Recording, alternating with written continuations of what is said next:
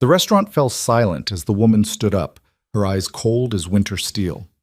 "I don't date single fathers," she said, loud enough for nearby tables to hear. "Good luck with your situation." Ethan Walker watched her walk out, his daughter's photo still clutched in his trembling hand.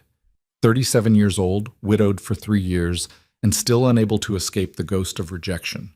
He reached for his wallet, ready to disappear into the snowy night, when a voice stopped him cold.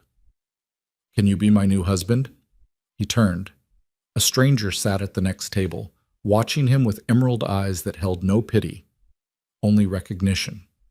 Before we begin, if you're watching from anywhere in the world, drop your city in the comments below so I can see how far this story travels. And if something in Ethan's journey speaks to you, hit that like button. Now, let's dive into a Christmas night that changed everything. The snow had started falling at dusk, those fat, lazy flakes that made Portland look like a snow globe someone had shaken too hard. Ethan Walker sat in the corner booth of Marcello's Italian restaurant, watching the condensation slide down his water glass like tiny transparent tears. His tie felt too tight. His shirt collar scratched his neck. Everything about this moment felt wrong, and he hadn't even met his date yet. Through the frosted window, he could see families walking past, couples with children bundled in bright scarves, their laughter muffled by the glass but visible in the clouds of breath that hung in the December air. Christmas lights twinkled along the street, red and green and gold, casting colored shadows across the snow. Inside the restaurant, a pianist played soft jazz versions of holiday classics, and the air smelled of garlic, basil, and other people's happiness. Ethan checked his phone for the 7th time. 7:47 p.m. Jennifer, if that was even her real name on the dating app, was 17 minutes late. His best friend Marcus had set this up, or rather, Marcus's wife Claire had. "You can't spend another Christmas alone," Claire had said last week, cornering him at the office holiday party. "Sophie needs to see her father living again, not just existing." Sophie, his 7-year-old daughter with his late wife's dark curls and his own gray eyes. The thought of her made his chest tighten. She was at Marcus and Claire's house right now, probably helping their kids decorate cookies, getting frosting in her hair, laughing in that full-body way children laugh before life teaches them restraint. "She drew you a picture for good luck," Claire had said, pressing a folded piece of construction paper into his hand before he left. "Don't open it until after the date." The paper sat in his jacket pocket now, a small square of hope he didn't deserve. "Mr. Walker?" Ethan looked up.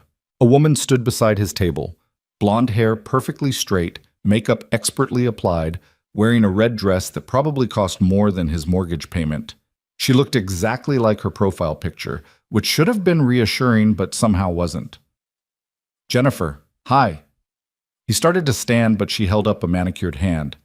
"Before we sit down," she said, her voice carrying that particular brightness that meant bad news was coming, "I just want to be upfront about something. When we matched, your profile said you were family-oriented. I assumed that meant you wanted kids someday, not that you already had one." Ethan's stomach dropped. It's in my bio, 2nd paragraph." "Oh, I don't really read those." She laughed, a tinkling sound like breaking glass. "Anyway, I saw your message this afternoon about needing to confirm the time because of your daughter's bedtime schedule, and she's at a friend's house tonight," Ethan said, hating the apologetic tone creeping into his voice. "This won't affect—" "It's not about tonight." Jennifer's smile didn't waver, which somehow made it worse. "It's about the baggage. I'm 32. I want to start fresh with someone, build something new, not step into someone else's life." The restaurant noise seemed to fade. The clinking silverware, the murmured conversations, the piano playing "Have Yourself a Merry Little Christmas." Ethan was aware of other diners glancing over, their curiosity barely concealed. "She's not baggage," he said quietly. "She's my daughter. I'm sure she's lovely." Jennifer shifted her designer purse from one shoulder to the other. "But I've done the single dad thing before, and it's just complicated. There's the schedule, the ex-wife drama. My wife is dead." The words came out harder than he intended. Jennifer's practiced smile faltered for just a moment, and Ethan saw something flicker across her face. Not sympathy, but irritation at having her script disrupted. "Oh," she paused. "Well, I'm sorry, but it doesn't really change the fundamental issue. You're a package deal, and I'm looking for something simpler. I'm sure you understand." She didn't wait for him to respond. With another manufactured smile and a small wave that looked like she was shooing away a fly, Jennifer turned and walked toward the exit. Her heels clicked against the hardwood floor in a steady rhythm that sounded like a countdown to his humiliation. Ethan sat frozen, his daughter's photo still displayed on his phone screen. Sophie at the playground last week, missing her 2 front teeth, grinning at the camera with such pure, unguarded joy that it hurt to look at. This was the photo he'd sent when Jennifer asked to see what she looks like. This was the photo that had ended the date before it began. Around him, the restaurant continued its Christmas celebration. A waiter carried out a birthday cake to a nearby table, sparklers fizzing in the dim light. A couple in the corner booth laughed at some private joke, their hands intertwined across the white tablecloth. An elderly man fed his wife a bite of tiramisu, and she smiled at him with the ease of 50 years together.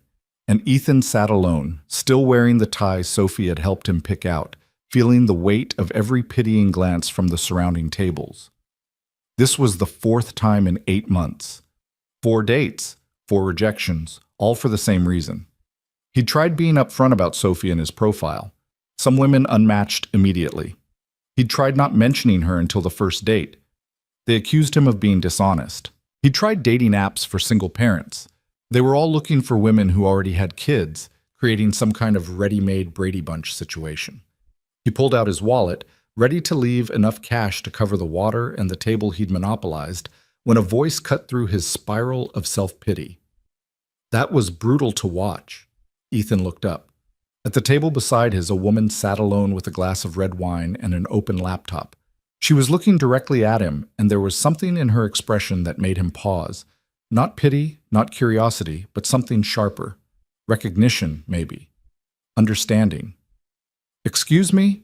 he managed. "Your date." The woman closed her laptop with a soft click. Or lack thereof. That was brutal. Also cruel. Also frankly short-sighted on her part, but that's beside the point. She was striking rather than conventionally pretty. Sharp cheekbones, dark auburn hair pulled back in a messy bun. Eyes so green they looked almost unnatural in the restaurant's warm lighting. She wore a simple black sweater and jeans, no jewelry except for small silver earrings. There was something unnervous about her, a stillness that suggested she was completely comfortable in her own skin. "I'm sorry you had to witness that," Ethan said, reaching again for his wallet. "I'll just sit down." It wasn't a request. Ethan found himself sinking back into the booth. The woman picked up her wine glass and moved to his table without invitation, sliding into the seat Jennifer had refused to take. Up close, Ethan could see faint shadows under her eyes, the kind that came from too many late nights, too much coffee, not enough sleep. But her gaze was steady, almost uncomfortably direct. "I'm Mara," she said. "Mara Lewis, and before you ask, yes, I was eavesdropping. The acoustics in here are terrible, and she wasn't exactly being subtle." Ethan Walker. He shook her offered hand, confused by this entire interaction. "And it's fine, you don't have to—" "How old is your daughter?" The question caught him off guard. 7, Sophie, she's 7. Sophie. Mara tested the name, nodding slightly. "And her mother?" "Died 3 years ago. Car accident." The words came out flat, practiced from repetition. "Drunk driver ran a red light." "I'm sorry." And unlike Jennifer's reflexive condolence, Mara's sounded genuine. "That's not baggage, by the way. That's life. Anyone who can't understand the difference isn't worth your time." Ethan felt something loosen slightly in his chest. "Thank you, but you really don't have to sit here out of pity. I'm used to—" "This isn't pity." Mara took a sip of her wine, her eyes never leaving his face. "This is opportunity. I have a proposition for you, Ethan Walker, single father of 7-year-old Sophie, and I need you to hear me out before you decide I'm insane." "Okay. Can you be my new husband?" The question landed like a bomb in the space between them. Ethan stared at her, certain he'd misheard. Around them, the restaurant continued its oblivious celebration, The piano shifted into silver bells. Someone called for more wine. The couple in the corner booth kissed softly. What? Mara set down her glass with deliberate care. I'm 34 years old. I founded a tech startup when I was 26, data analytics for healthcare systems. We went public 2 years ago. I'm worth approximately $47 million, give or take whatever the stock did today. I haven't checked. Ethan had no idea how to respond to that. I've been proposed to 11 times in the last 3 years, Mara continued, her voice matter-of-fact, like she was presenting a business case. Not one of those men knew my middle name. Not one of them could tell you my favorite book or what I'm afraid of or what I wanted to be when I was 7 years old. They knew my net worth. They knew my company's valuation. They knew what dating me could do for their careers. She leaned forward slightly, and Ethan caught the faint scent of something clean and subtle. Lavender, maybe, or sage. 3 months ago, I went on a date with a venture capitalist. Very handsome, very successful in his own right. Halfway through dinner, he told me he'd already calculated what our combined assets would be after marriage. He had a prenup drafted. He'd planned our entire financial future. Her laugh was hollow. He still couldn't remember if I preferred coffee or tea. That's, Ethan searched for the right word, depressing. That's reality. For me, anyway. Mara traced the rim of her wine glass with one finger. I can't have children, Ethan. Endometriosis. Multiple surgeries. The doctors were very clear. And do you know what happened when I told my fiancé? My actual fiancé, the man I'd been with for 4 years. Do you know what he said? Ethan shook his head, already dreading the answer. He said, I can't build a legacy with broken parts. Her voice didn't waver, but something flickered in her eyes, an old wound, not quite healed. He left 6 days before our wedding, took the ring, took the deposits, took his genetic potential elsewhere. That's accurate? Mara's smile was sharp. He wasn't wrong, technically. I am broken, in the very specific way that matters to men who want biological heirs. I just thought we were building something different. My mistake. The waiter approached their table, then seemed to sense the intensity of the conversation and veered away toward the kitchen. So here's my situation, Mara said, shifting in her seat. I'm exhausted. I'm tired of men who want my money and resent my success. I'm tired of being treated like a fertility problem instead of a person. I'm tired of first dates where they've already looked up my company's quarterly earnings. And I'm especially tired of being alone on Christmas, sitting in restaurants watching other people's happiness. She met his eyes directly, and Ethan felt the full force of her attention, sharp, analytical, and somehow vulnerable beneath it all. You just got rejected for the one thing that should make you more attractive, not less. You're a father, you show up, you care enough to keep trying despite repeated humiliation. You sent that woman a photo of your daughter with such obvious pride that it was visible from 3 feet away. You saw that? I'm observant. It's my job. Mara paused. Here's what I'm proposing, not romance, not love at first sight. Not some fantasy where we pretend this is anything other than what it is. 2 people who are tired of being alone, tired of being rejected for the wrong reasons, and willing to be honest about what they actually need. Ethan's heart was beating faster now, a mix of confusion and something he couldn't quite name. I don't understand what you're asking. I'm asking if you want to try something different, something real, a partnership based on honesty instead of hormones, compatibility instead of chemistry. She leaned back, giving him space.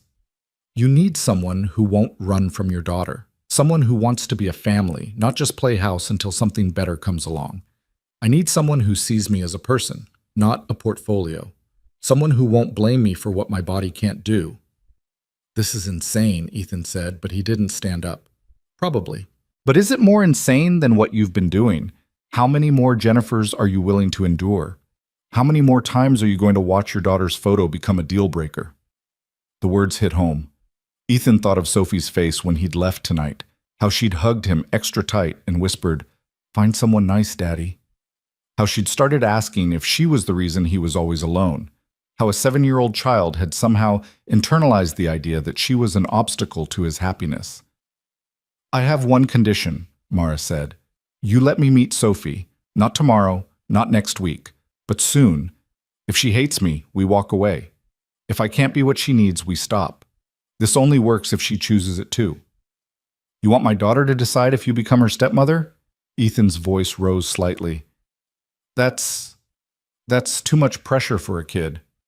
No, Mara's voice softened. I want your daughter to decide if she wants me in her life. There's a difference. Kids know things adults forget. They know who's genuine, who's present, who actually cares. If Sophie and I can't build something real, then you and I don't have a foundation anyway. The piano music shifted again, something slower and sadder. I'll be home for Christmas. The version that always made Ethan think of soldiers overseas, of empty chairs at holiday tables. Why me? He asked finally. You could have anyone. I don't want anyone. I want someone who understands what it's like to be judged for circumstances beyond your control.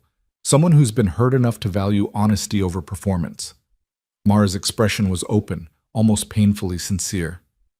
I watched that woman reject you for being a good father, and I thought, there's someone who understands. There's someone who might not run when things get complicated.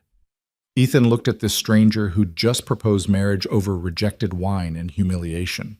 She was either the craziest person he'd ever met or the sanest.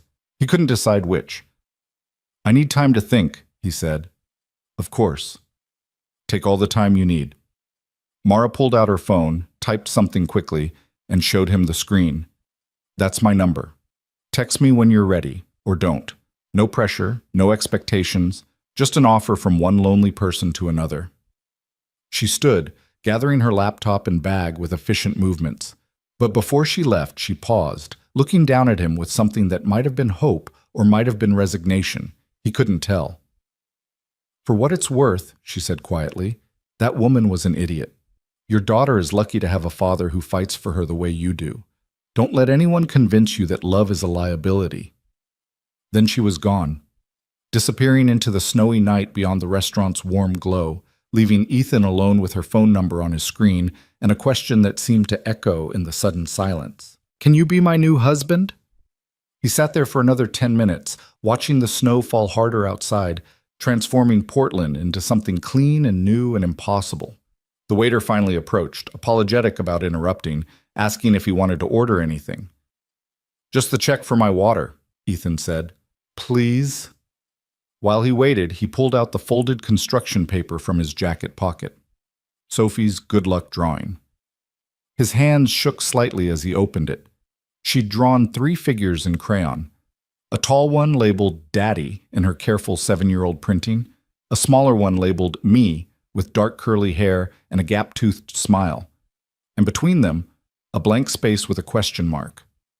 Above it all, in red crayon stars, Our family, maybe? Ethan stared at that empty space, that question mark his daughter had placed between them. The space where Sarah used to be. The space that had been empty for 3 years. The space Sophie was wondering if someone, anyone, might fill. His phone buzzed. Marcus. How'd it go? Claire's betting disaster. I'm cautiously optimistic. Sophie made you brownies. He typed back, disaster. But weird. Tell you later. Then before he could talk himself out of it, Ethan opened a new message to the number Mara had shown him. His thumbs hovered over the keyboard. What did you say to someone who proposed marriage in a restaurant on Christmas night?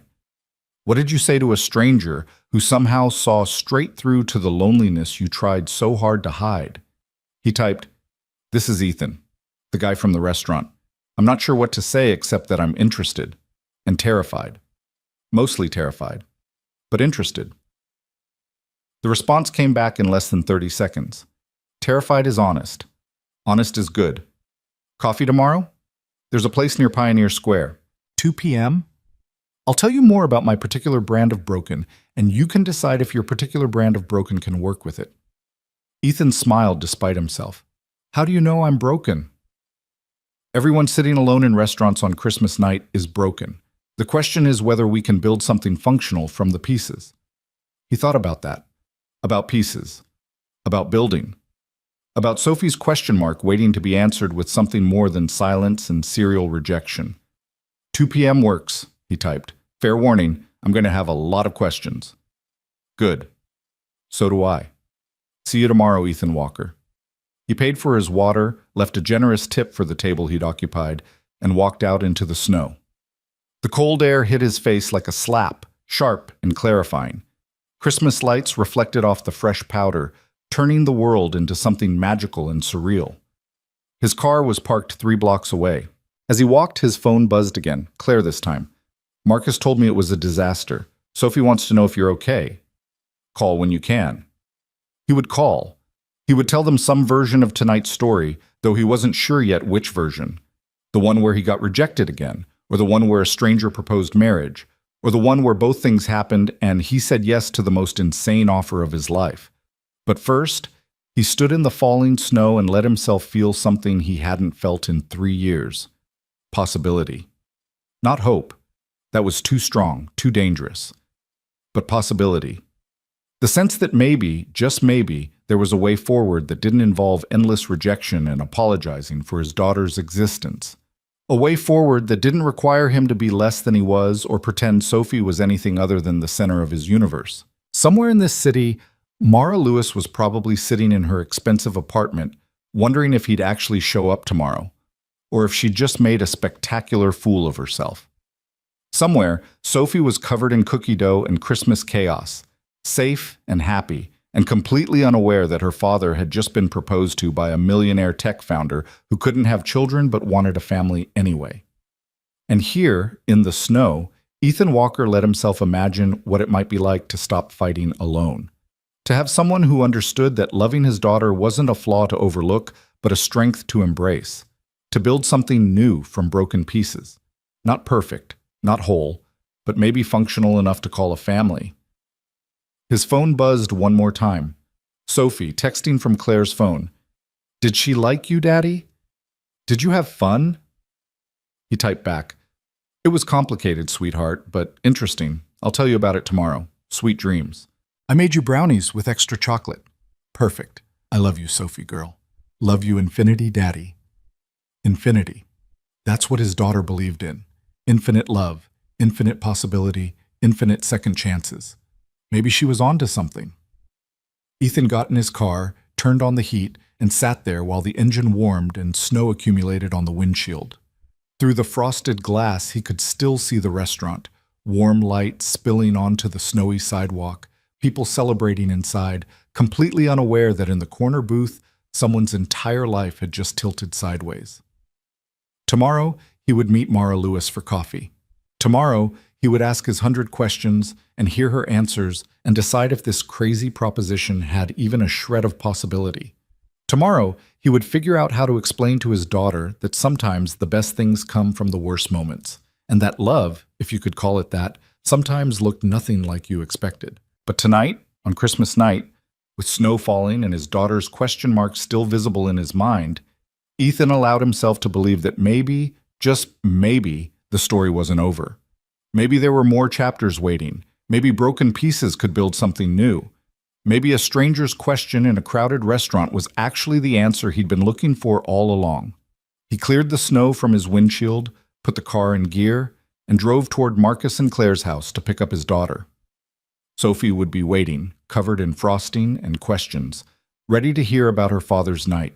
And for the first time in 3 years, Ethan had something approaching a good story to tell.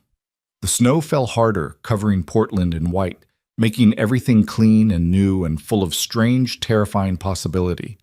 In his pocket, his phone held a stranger's number and the promise of coffee at 2 p.m. "Can you be my new husband?" The question followed him through the snowy streets, not demanding an answer yet, just presenting a possibility. A door opening in a wall he'd thought was solid, a question mark where his daughter had drawn one, waiting to be filled with something, someone, real.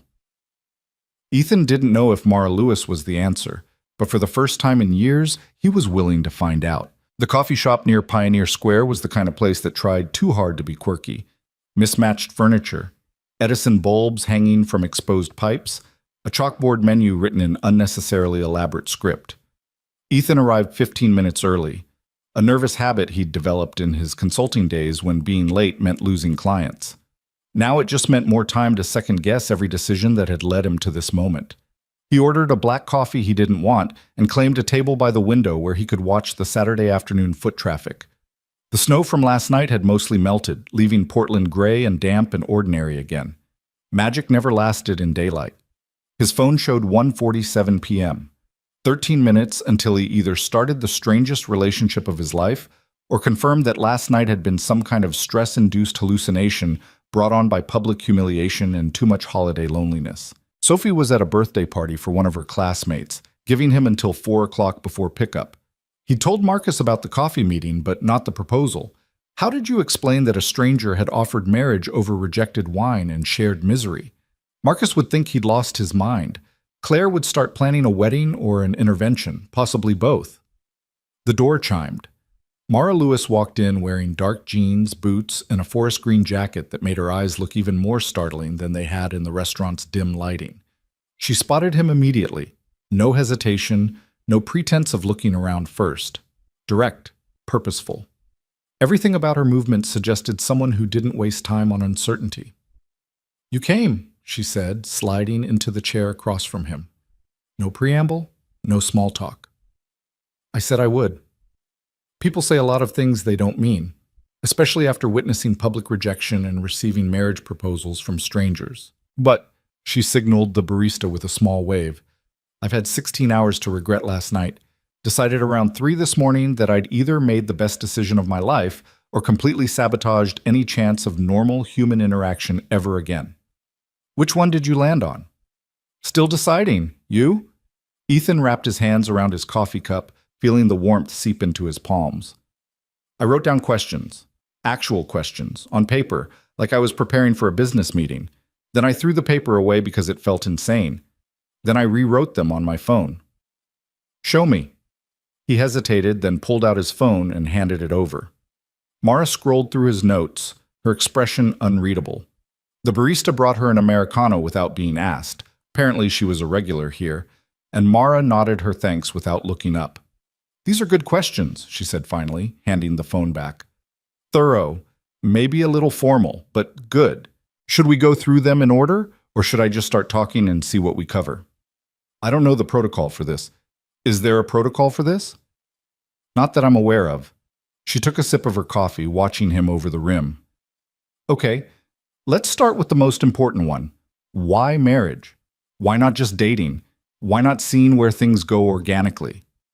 Ethan had been wondering the same thing all night. "That was my first question, actually. Because organic hasn't worked for either of us. Because dating is performance, and I'm tired of performing. Because if we're going to do this, we need to do it with intention and honesty, not just drift along hoping chemistry saves us from incompatibility." Mara set down her cup with deliberate care. "When my fiancé left, I did all the things you're supposed to do. Therapy, self-help books, dating apps, putting myself out there. And every single relationship followed the same pattern. Initial attraction, surface compatibility, then the reveal." "The reveal?" "That I can't have children. That I'm not going to be the mother of anyone's biological legacy. That I'm fundamentally broken in the way that matters most to most men." Her voice was matter of fact, but Ethan caught the edge underneath.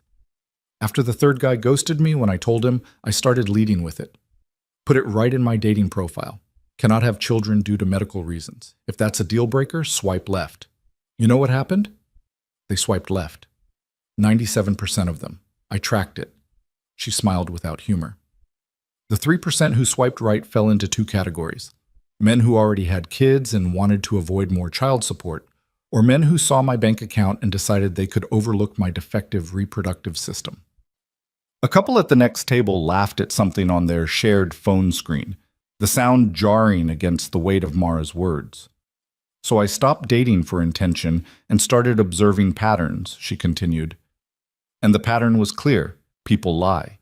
They say they want connection, but they want convenience. They say they want honesty, but they want the version of honesty that doesn't disrupt their fantasy. They say they'll accept you as you are, right up until as you are becomes inconvenient." That's pretty cynical. That's pretty accurate. Mara leaned back in her chair. "But last night I watched a woman reject you for being a good father, for having a daughter you clearly adore. And I thought, there's someone who understands. There's someone who's been rejected for the things that should make them more valuable, not less." Ethan thought about Jennifer's manufactured smile, her casual dismissal of Sophie as baggage. He thought about the three women before her, all with different faces and voices, but the same basic message. You're great, but your daughter is a problem I don't want to solve. Your turn, Mara said. Ask me something. He looked at his phone, at the list of questions he'd agonized over at 2 a.m. Do you actually want to be a mother, or do you just want to not be alone? The question came out sharper than he'd intended, but Mara didn't flinch. Both, she said simply. I want to be a mother. I've wanted it since I was young enough to think all dolls needed elaborate backstories and emotional complexity. I planned their futures, college funds, music lessons, the whole fantasy. When I was diagnosed with endometriosis at 23, my doctor said I might have difficulty conceiving. When I was 28, after the third surgery, she said I'd likely never carry a pregnancy. When I was 30, my fiancé left because he wanted biological children more than he wanted me. She paused, tracing the rim of her cup with one finger in a gesture Ethan was beginning to recognize as thinking time.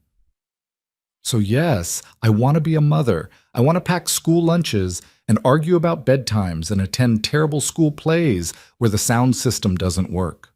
I want to be the person someone calls when they're scared or hurt or triumphant. I want to matter to someone in that complete, irreplaceable way. She met his eyes directly. But I also don't want to be alone anymore. I'm tired of coming home to empty silence. I'm tired of making decisions in a vacuum. I'm tired of being successful and accomplished and fundamentally isolated. Those are two different needs. They're related needs, and with you, they're the same solution. Mara shifted forward. Your daughter already exists. She already needs a mother figure. Maybe not immediately, maybe not in the traditional sense, but eventually. You already need a partner who won't run from that reality. I need to be part of a family, and you need someone who wants to be part of yours. The math works. People aren't math. No, but compatibility is. Shared goals, aligned values, compatible needs. That's what sustains relationships when attraction fades and novelty wears off. She softened slightly. I'm not saying we can't develop feelings for each other. I'm saying we shouldn't wait for feelings to tell us if this makes sense. We should decide if it makes sense, then see if feelings follow. The barista called out an order. Vanilla latte for Jessica. And a young woman bounced up to claim it, ponytail swinging, looking like someone whose biggest problem was whether to add an extra shot of espresso. Ethan took a long sip of his coffee, buying time to organize his thoughts. Everything Mara said made a terrible kind of sense. It was logical, practical, honest, in a way that most relationship advice explicitly warned against. You were supposed to follow your heart, trust your gut, believe in love at first sight, or at least strong initial attraction. But his heart had died with Sarah in an intersection 3 years ago. His gut had led him through 4 humiliating rejections in 8 months. An attraction without compatibility had left him lonelier than being alone. Tell me about your ex-fiancé, he said. The one who left. Mara's expression went carefully neutral. His name was David. We met in grad school. He was getting his MBA while I was finishing my master's in computer science. He was charming, ambitious, supportive when I started my company. We got engaged after 4 years together. I thought we were building something permanent. When did you tell him about the fertility issues? After the engagement. I know. I should have told him earlier. But I kept thinking maybe the doctors were wrong. Maybe there'd be new treatments. Maybe it wouldn't matter as much as I feared. She looked away, out the window at the gray Portland afternoon. I was wrong. I told him 6 months before the wedding. He stayed for 2 weeks, then said he needed to reevaluate his long-term goals. Those were his actual words. Like I was a business strategy that wasn't performing to expectations. I'm sorry. Don't be. He did me a favor. Better to know before the marriage than after. Mara turned back to him. Your turn. Tell me about your wife. The question landed like a physical blow, even though he'd been expecting it. No one got through this conversation without addressing the ghost in the room.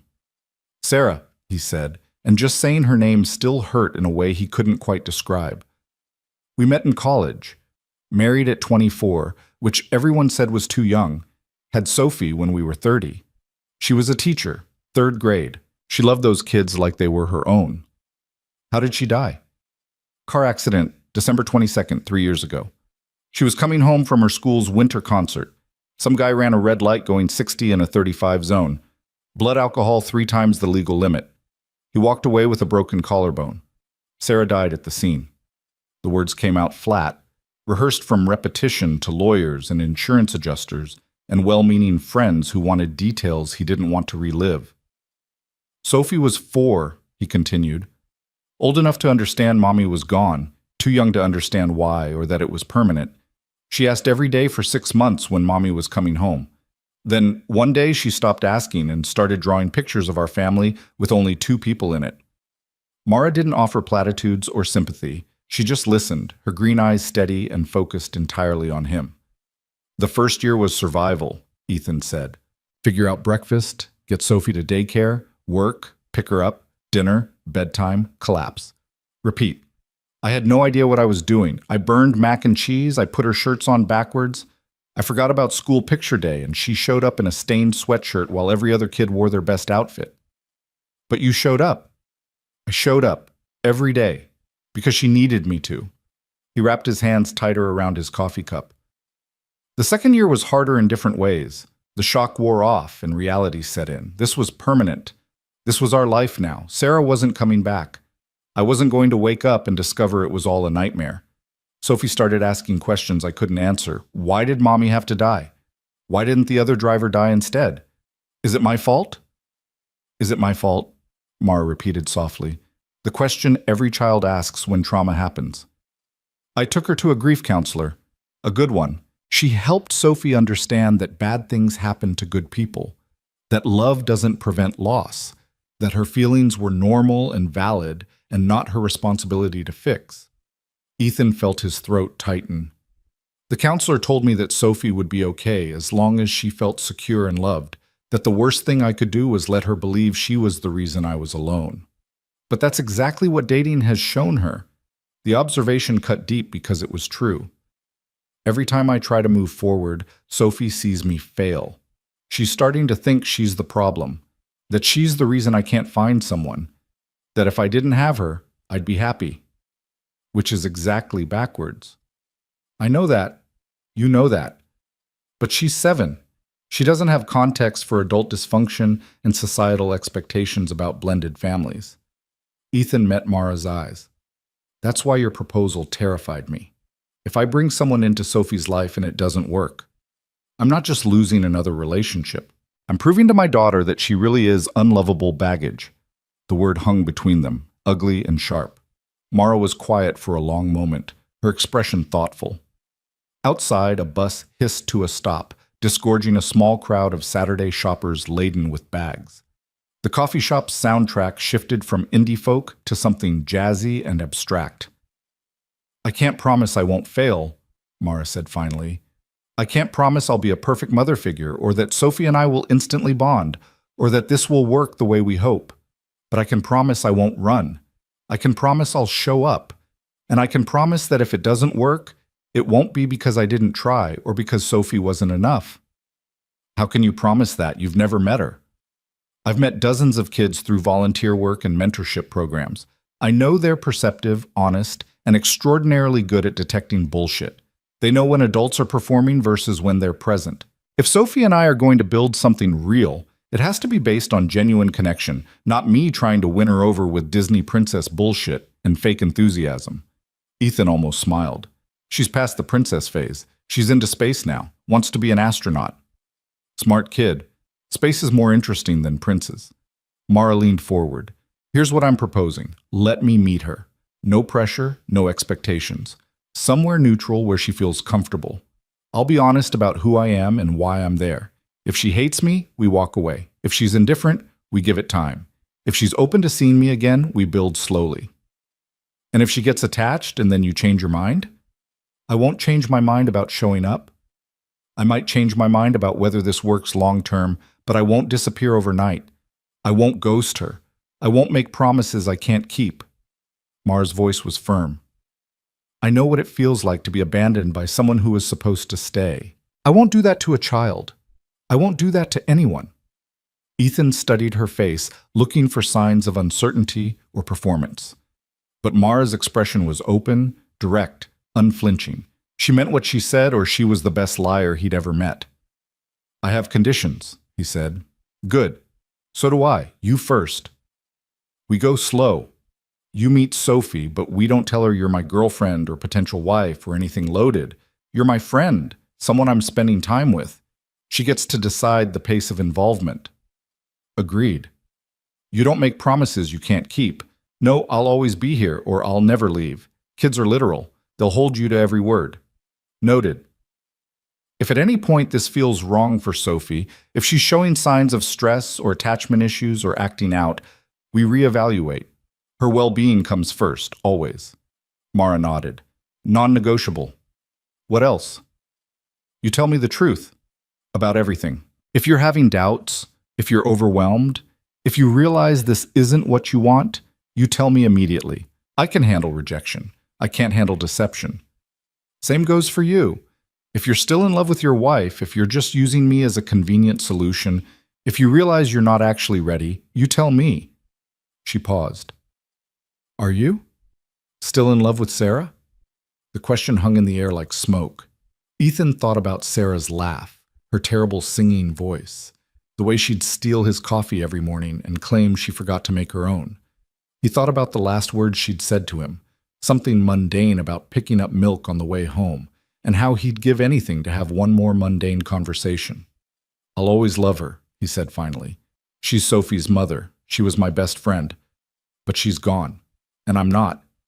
And I can't keep living like I died with her. He met Mara's eyes.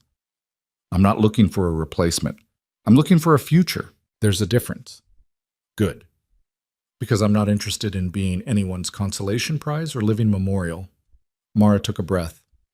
My conditions. You introduce me to Sophie as someone important to you, not just a random friend. She needs to understand that you're investing in this relationship, that I matter to you, even if we're still figuring out what that means. Okay? You don't compare me to Sarah. Not out loud, not in your head, not in how you expect me to parent or partner. I'm my own person with my own approach. If that's incompatible with your life, fine. But I won't spend our relationship competing with a ghost. The words stung, but they were fair. Agreed. You're honest about your needs. If you need space, tell me. If you need support, tell me. If you need me to step back or step up with Sophie, tell me. I can't read minds, and I won't waste time guessing what you're thinking. I can do that. Mara sat back, studying him with those sharp green eyes. Last condition, we give this 6 months. 6 months of genuine effort, spending time together, building something real, letting Sophie get to know me. At the end of 6 months, we evaluate honestly. If it's working, we move forward with actual commitment. If it's not working, we end it cleanly with no hard feelings and no blame. 6 months feels short for Sophie to adjust. 6 months feels long to invest in something that might not work. But I'm flexible. What's your timeline? Ethan thought about Sophie's question mark drawing, about the empty space in their family that had been vacant for 3 years. 9 months. That takes us through spring, through summer break, through the start of a new school year, enough time to see how we function through different seasons and stresses. 9 months, Mara agreed. Deal. She held out her hand across the table, formal and businesslike, like they were closing a contract negotiation rather than committing to an experimental relationship that violated every conventional dating rule. Ethan shook her hand. Her grip was firm, her skin warm, her expression serious. So now what? He asked. Now I tell you the parts I left out last night, the parts that might change your mind. Mara withdrew her hand and wrapped it around her coffee cup. I'm not easy to live with. I work 60-hour weeks sometimes. I'm obsessive about my projects. I forget to eat when I'm focused on code. I have nightmares about failure that wake me up at 3 in the morning. That doesn't sound... I'm also bad at emotional regulation. When I'm stressed, I shut down. I go quiet and internal and unreachable. My ex called it the ice wall. I called it self-preservation. Neither of us was wrong. Ethan absorbed this. Anything else? I don't cook. I can cook. I know the mechanics, but I hate it. I survive on takeout and meal delivery services. If you're expecting homemade dinners, you'll be disappointed. Sophie and I mostly eat frozen pizza and whatever Marcus's wife sends home with me. We'll survive. I travel for work. Not constantly, but sometimes. Conferences, investor meetings, site visits, usually no more than 1 week per month, but it varies. Okay? And Mara paused, choosing words carefully. I'm not naturally warm. I don't do baby voices or gushing enthusiasm or spontaneous hugs. I'm affectionate in my own way, but it's not the stereotype. If Sophie needs Disney mom energy, she won't get it from me. She needs consistency and honesty more than performance, Ethan said.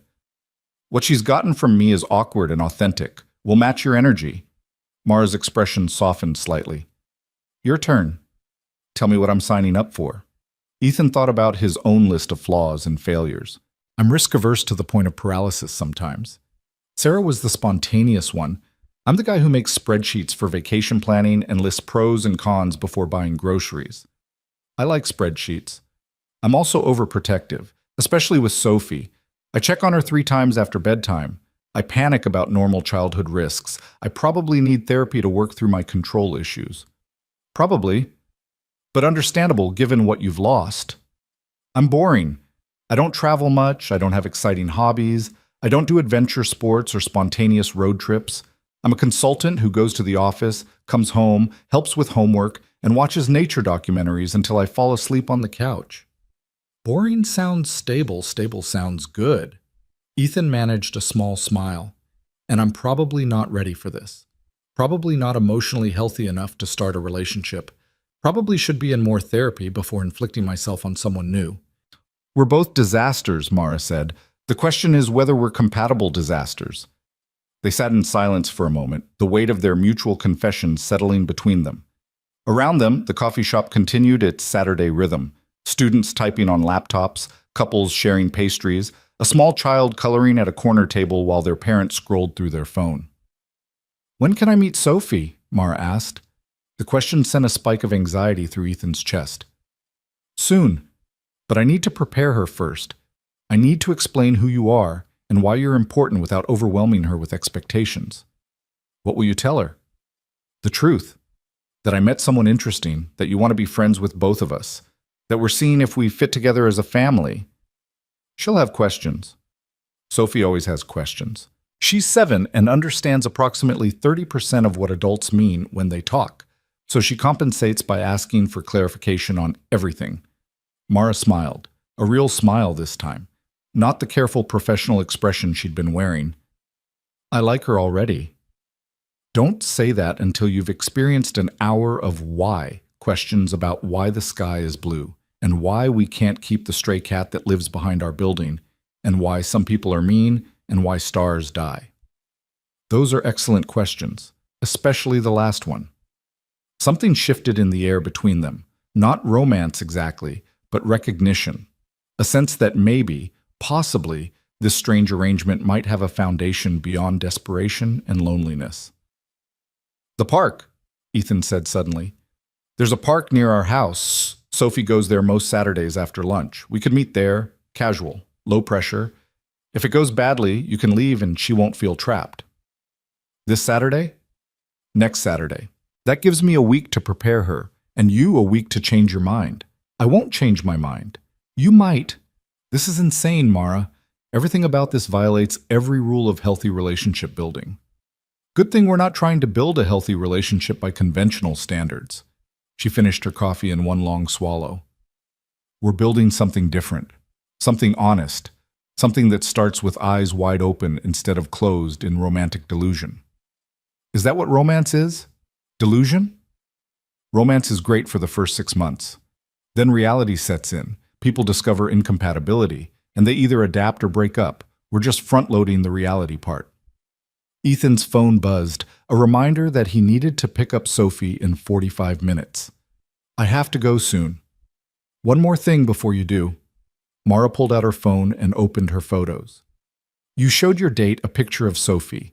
I want to show you something too. She turned the screen toward him. The photo showed Mara sitting on a floor surrounded by a group of children, maybe 8 or 9 years old. They were building something with wooden blocks, an elaborate tower or structure. Mara's hair was pulled back, her expression focused and engaged, and she was listening intently to a small boy who was gesturing enthusiastically at their creation.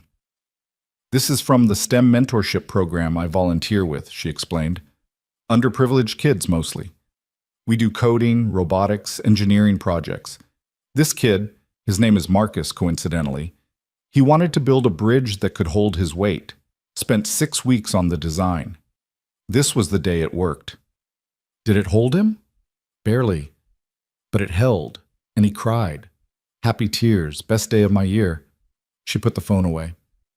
"I'm not naturally maternal in the traditional sense, but I care about kids. I respect them. I show up, and I keep showing up until they trust that I'm not going anywhere." Ethan felt something loosen in his chest. Not quite hope, but close to it. "Okay. Okay. Okay, I'll introduce you to Sophie next Saturday. No promises beyond that, but I'll give this an honest chance." Mara's smile was small, but genuine. "That's all I'm asking." They stood, gathering their things with the awkward awareness of people who'd just committed to something significant without quite knowing what it meant. Outside, the afternoon was fading into evening, the sky that particular shade of gray that meant more rain coming. At the door, Mara paused. "Ethan? Thank you for not running, for being willing to try something that makes no sense. Thank you for asking, for seeing Sophie as something other than a liability." "She's not a liability. She's the whole point." Mara zipped up her jacket. "Text me the park location and time. I'll be there." Then she was gone, disappearing into the crowd of Saturday shoppers with that same purposeful stride he'd noticed earlier. Ethan stood watching until she turned a corner and vanished, wondering what exactly he'd just agreed to and whether he'd just made the best or worst decision of his post-Sarah life. His phone buzzed again. Sophie texting from the birthday party. "Daddy, can we get ice cream on the way home? Please, please, please." He typed back. "We'll see, sweetheart. Be ready in 15 minutes. As he walked to his car, Ethan thought about question marks and empty spaces and strangers who somehow saw straight through to the loneliness underneath. He thought about Mara's direct gaze and her honest admission of her own brokenness. He thought about Sarah's ghost and Sophie's hope and the terrifying possibility that maybe, just maybe, there was a way forward that didn't require him to choose between honoring his past and building his future. The rain started as he pulled into the birthday party venue, that soft Portland drizzle that wasn't quite rain but wasn't quite mist. Sophie burst out of the building wearing a paper crown and carrying a goodie bag, her face bright with sugar and excitement. "Daddy, guess what? We had 3 kinds of cake, and I wanted musical chairs, and Emma's mom said I could come over next week for a play date." She climbed into the car, a whirlwind of energy and joy, completely unaware that her father had just agreed to let a stranger try to become her family. "Sounds like a great party," Ethan said, helping her with the seatbelt. "It was the best. Can we get ice cream? I know I had cake, but ice cream is different." "Ice cream is different," he agreed, pulling out of the parking lot. Sophie chattered about the party all the way to the ice cream shop, a stream of consciousness narrative about games and presents and who said what to whom. Ethan listened with half his attention, the other half still processing the coffee shop conversation and its implications. They got their ice cream, Superman for Sophie, vanilla for Ethan, and sat at one of the bright plastic tables. Rain streaked the windows, turning the world outside into watercolor blurs. "Daddy?" Sophie looked up from her rainbow ice cream, her expression suddenly serious. "Are you sad?" "What? No, sweetheart. Why?" "You have your thinking face. You only get that when you're worried or sad." Ethan set down his spoon. His daughter was 7 years old and could already read him better than most adults. "I'm not sad. I'm thinking about something important." "About work?" "About us. About our family." Sophie's eyes went wide. "Are we moving? I don't want to move. Emma's my best friend and Mrs. Patterson is the best teacher, and we're not moving. Nothing like that." He chose his words carefully. "Remember how you asked if I'd find someone nice? On your date last night, did you? Was she nice?" Sophie bounced in her seat, ice cream forgotten. "The date didn't work out, but I met someone else. Someone different. Her name is Mara." "Is she your girlfriend?" She's my friend, someone I like spending time with, and she wants to meet you. Sophie processed this, her 7-year-old brain working through implications that Ethan couldn't predict. Does she know about Mommy? Yes. She knows about Mommy. She knows how much we loved her and how much we miss her. Is Mara going to be my new mommy? The question landed like a punch. I don't know, Sophie girl, maybe someday. But first we need to see if we all like each other, if we fit together. What if I don't like her? Then we don't keep seeing her. Your feelings matter most. Sophie returned to her ice cream, thinking hard. What if I do like her? And then she goes away like Mommy did. And there it was. The fear underneath everything. The trauma that shaped her small understanding of love and loss. Ethan reached across the table and took his daughter's sticky hand. Mara won't leave like Mommy did. Mommy didn't choose to go. She was taken from us. That's different. But if Mara decides she doesn't fit with our family, she'll tell us. She won't just disappear. Promise? I promise that we'll always be honest with you about what's happening. And I promise that no matter what, you and I are forever, okay? Sophie nodded, apparently satisfied. Can I meet her soon? Next Saturday. At the park. The one with the good swings? That's the one. Okay. Can I finish my ice cream now? Yes, sweetheart. Just like that, the moment passed. Sophie returned to her rainbow ice cream and stories about the birthday party, while Ethan sat across from her marveling at her resilience and terrified of breaking it. That night, after Sophie was asleep, Ethan lay in bed staring at the ceiling and thinking about compatibility versus chemistry, about broken pieces building something new, about strangers who saw what others missed. His phone lit up with a text from Mara. Thank you for today, for being honest and for giving this a chance. Sleep well. He typed back, thank you for not running. Sophie's excited to meet you. So am I. Nervous, but excited. Nervous is appropriate. This is either brilliant or insane. Maybe both, he sent. Probably both. Good night, Ethan. Good night, Mara. He set the phone down and closed his eyes, but sleep was a long time coming. Somewhere in the city, Mara was probably also lying awake, wondering if she'd made a terrible mistake or taken the first step toward something real. And somewhere between them, the possibility hung suspended, fragile and strange and honest in a way that traditional romance never was. Not perfect, not whole, but maybe, possibly, functional enough to call a beginning. The week crawled by with the particular slowness of time when something important waited at the end of it. Ethan found himself checking his phone obsessively, rereading Mara's brief texts, second-guessing every decision that had led to Saturday's park meeting. Sophie, meanwhile, asked about Mara approximately 47 times by Wednesday, her questions ranging from, does she like space, to, what if she thinks I'm weird, to the particularly loaded, will she stay if she doesn't like me? By Friday night, Ethan was a mess of anxiety and regret.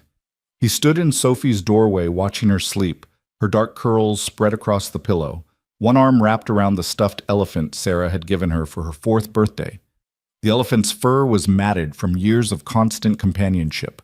One ear hanging by threads, Sophie refused to let him repair.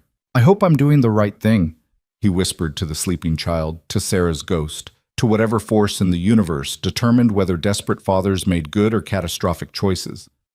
Sophie stirred but didn't wake. Ethan pulled her door mostly closed and went to his own room, where sleep came in fractured pieces between dreams of coffee shops and empty spaces, and question marks waiting to be filled. Saturday morning arrived gray and cold but mercifully dry. Sophie woke up early, bursting into Ethan's room at 6:30 with the kind of energy that suggested she'd been awake for hours planning this moment. Is today the day? Is it today? When do we meet her? What should I wear? Should I bring something? Does she like drawings? I made her one just in case, but maybe that's weird. Is it weird, Daddy? Ethan pulled himself into consciousness with effort. It's today. We're meeting her at noon. You can wear whatever you want. And the drawing isn't weird, it's thoughtful. What if she doesn't like it? Then she'll still appreciate that you made it. What if she doesn't like me? Ethan sat up, pulling Sophie onto the bed beside him. Then she's missing out on knowing an amazing kid who likes space and asks good questions and makes people laugh even when they're sad. Sophie leaned against him, small and warm and terrified in the way children are when they sense something significant is happening but can't quite grasp its shape. "What if I don't like her?" she asked quietly. "Then we thank her for trying and we don't see her again. Your feelings are what matter most, Sophie girl. Always." They spent the morning in careful distraction, pancakes for breakfast, a cartoon Sophie had seen a dozen times, organizing her rock collection by color, and then by size, and then by which ones looked like they might be from outer space. By 11:30, Sophie had changed outfits 3 times and was wearing her favorite purple sweatshirt with a constellation pattern, jeans with permanent grass stains on the knees, and the light-up sneakers she'd gotten for her birthday. "Do I look okay?" she asked, spinning in a circle. "You look perfect." "You have to say that. You're my dad." "I have to say it because it's true." They drove to the park in relative silence, Sophie's nervous energy filling the car like static electricity. Ethan's hands were sweating on the steering wheel. He texted Mara that morning, still on for noon, and gotten back a single word: yes. The park was moderately crowded for a late January Saturday. Families clustered around the playground equipment, dogs chased tennis balls in the open field. A group of teenagers occupied the basketball court with varying degrees of skill and enthusiasm. The air smelled like damp earth and someone's distant barbecue. Ethan spotted Mara immediately. She sat on a bench near the swings, wearing dark jeans and a gray jacket, her auburn hair loose around her shoulders. She wasn't looking at her phone or reading a book, just sitting, watching the park activity with that same focused attention she'd directed at him in the coffee shop. "Is that her?" Sophie whispered, suddenly shy. "That's her." "She looks normal." "What were you expecting?" "I don't know, something different." Sophie gripped Ethan's hand tighter. "I'm scared, Daddy." "Me too, sweetheart. But sometimes the scary things are worth doing anyway." They approached the bench slowly, Sophie half hiding behind Ethan's legs. Mara looked up as they got close, and something shifted in her expression. Not the practiced smile of adults performing for children, but genuine nervousness mixed with hope. "Hi," Mara said, directing the word to Sophie rather than Ethan. "You must be Sophie. Your dad's told me a lot about you." Sophie peered out from behind Ethan's leg. "He told me about you too. He said you're his friend." "I am. I hope I can be your friend too if you want." "Maybe." Sophie stepped out slightly, evaluating Mara with the brutal honesty of 7-year-old assessment. "Do you like space?" "I love space. My favorite planet is Saturn, because the rings are basically impossible and beautiful at the same time. Mine's Jupiter because it has the most moons, and it's really big, and it protects Earth from asteroids." Sophie took another step forward. "Did you know Jupiter is like Earth's bodyguard?" "I did know that. Did you know some of Jupiter's moons might have oceans under their ice? Europa might have twice as much water as Earth." Sophie's eyes went wide. "Could there be fish?" "Maybe not fish, but maybe something alive. Scientists are planning missions to find out." Just like that, the ice broke. Sophie moved fully out from behind Ethan, her fear temporarily overridden by her passion for space facts. Mara listened with what appeared to be genuine interest as Sophie launched into an explanation of why she wanted to be an astronaut and how many light years away the nearest star was and whether Mars colonization would happen in her lifetime. Ethan stood to the side, watching this interaction with a mix of relief and terror. Mara wasn't performing, she was engaging, asking follow-up questions, admitting when she didn't know something, treating Sophie like a person rather than a child to be patronized. "Can I show you the good swings?" Sophie asked suddenly. "They're the ones that go really high, and Daddy gets nervous, but I'm careful." "I'd love to see them. Lead the way." Sophie grabbed Mara's hand with the unself-conscious ease of children who've decided someone is safe, and Ethan's heart clenched at the gesture. Mara looked briefly surprised, but didn't pull away, letting Sophie tow her toward the swing set while chattering about proper swing technique and whether it was possible to swing high enough to go upside down. Ethan followed at a distance, giving them space while keeping them in sight. He found an empty bench and sat, watching as Sophie demonstrated her swinging abilities, pumping her legs with determination, her hair flying out behind her, laughing that full-body laugh that made everything else worth it. Mara stood nearby, not hovering but present, calling out encouragement and observations. "That's impressive height. What's your record?" and Sophie would shout back answers between arc of the swing, completely in her element. After 20 minutes of swinging, Sophie demanded they move to the monkey bars, then the climbing structure, then the spinning thing that made Ethan dizzy just watching. Mara kept up, never checking her phone, never showing impatience, never suggesting they slow down or move on. At one point, Sophie attempted a climbing route that was slightly beyond her skill level. She got halfway up, panicked, and froze. Ethan started to stand, but Mara was already there. "You're okay," Mara said calmly, positioning herself below Sophie without touching her. "Look at me, Sophie. You're okay. Do you want to come down or keep going?" "I'm stuck." Sophie's voice was small, frightened. "You're not stuck. You're just scared. Those are different things." "What if I fall?" "Then I'm right here to catch you, but I don't think you're going to fall. I think you're going to take one more step and then one more, and then you'll be at the top." Sophie looked down at Mara, then at the next handhold, then back at Mara. "You promise you'll catch me?" "I promise." Sophie took a shaky breath and reached for the next hold, then another. Then she was at the top, triumphant and terrified and proud all at once. "I did it." "You did it," Mara confirmed. "Now comes the fun part, getting down." Sophie descended with more confidence, and when she reached the ground, she surprised them both by throwing her arms around Mara's waist. "Thank you for not making me come down." Mara's expression flickered with something raw and unguarded before she carefully returned the hug. "Thank you for trusting me." Ethan felt his throat tighten. He'd been so focused on whether Mara would be good for Sophie that he hadn't considered what Sophie might give Mara, the chance to be needed, to be trusted, to matter in that complete way she'd described wanting. The afternoon stretched on. They explored the park, fed ducks at the pond with bread Sophie had smuggled from home, and eventually ended up back at the bench where they'd started. Sophie sat between Ethan and Mara, swinging her legs and talking about everything and nothing with the stream of consciousness intensity of a 7-year-old who'd decided these adults were safe. "I made you a drawing," Sophie announced suddenly, pulling a folded piece of paper from her pocket. "It's not very good, but Daddy said you might like it anyway." She handed it to Mara with the particular vulnerability of artists sharing new work. Mara unfolded it carefully, and Ethan caught a glimpse of the image, Sophie's characteristic stick figures, but these were standing on what appeared to be Saturn's rings surrounded by stars and planets. "This is us in space," Sophie explained. "That's you, and that's me, and that's Daddy. We're exploring Saturn's moons looking for alien fish." Mara stared at the drawing for a long moment, her expression carefully controlled. "This is beautiful, Sophie. Can I keep it?" "Really? You want to keep it?" "Really. I'm going to put it somewhere special where I can see it every day." Sophie beamed, then suddenly looked shy again. "Are you going to keep being Daddy's friend?" The question hung in the cold air. Mara looked at Ethan, something passing between them that Sophie couldn't interpret, then turned back to the child beside her. "I'd like to be, if that's okay with you." "Will you come back to the park again?" "If you want me to." Sophie thought about this seriously. "I want you to. But only if you promise not to lie about liking space just to make me like you.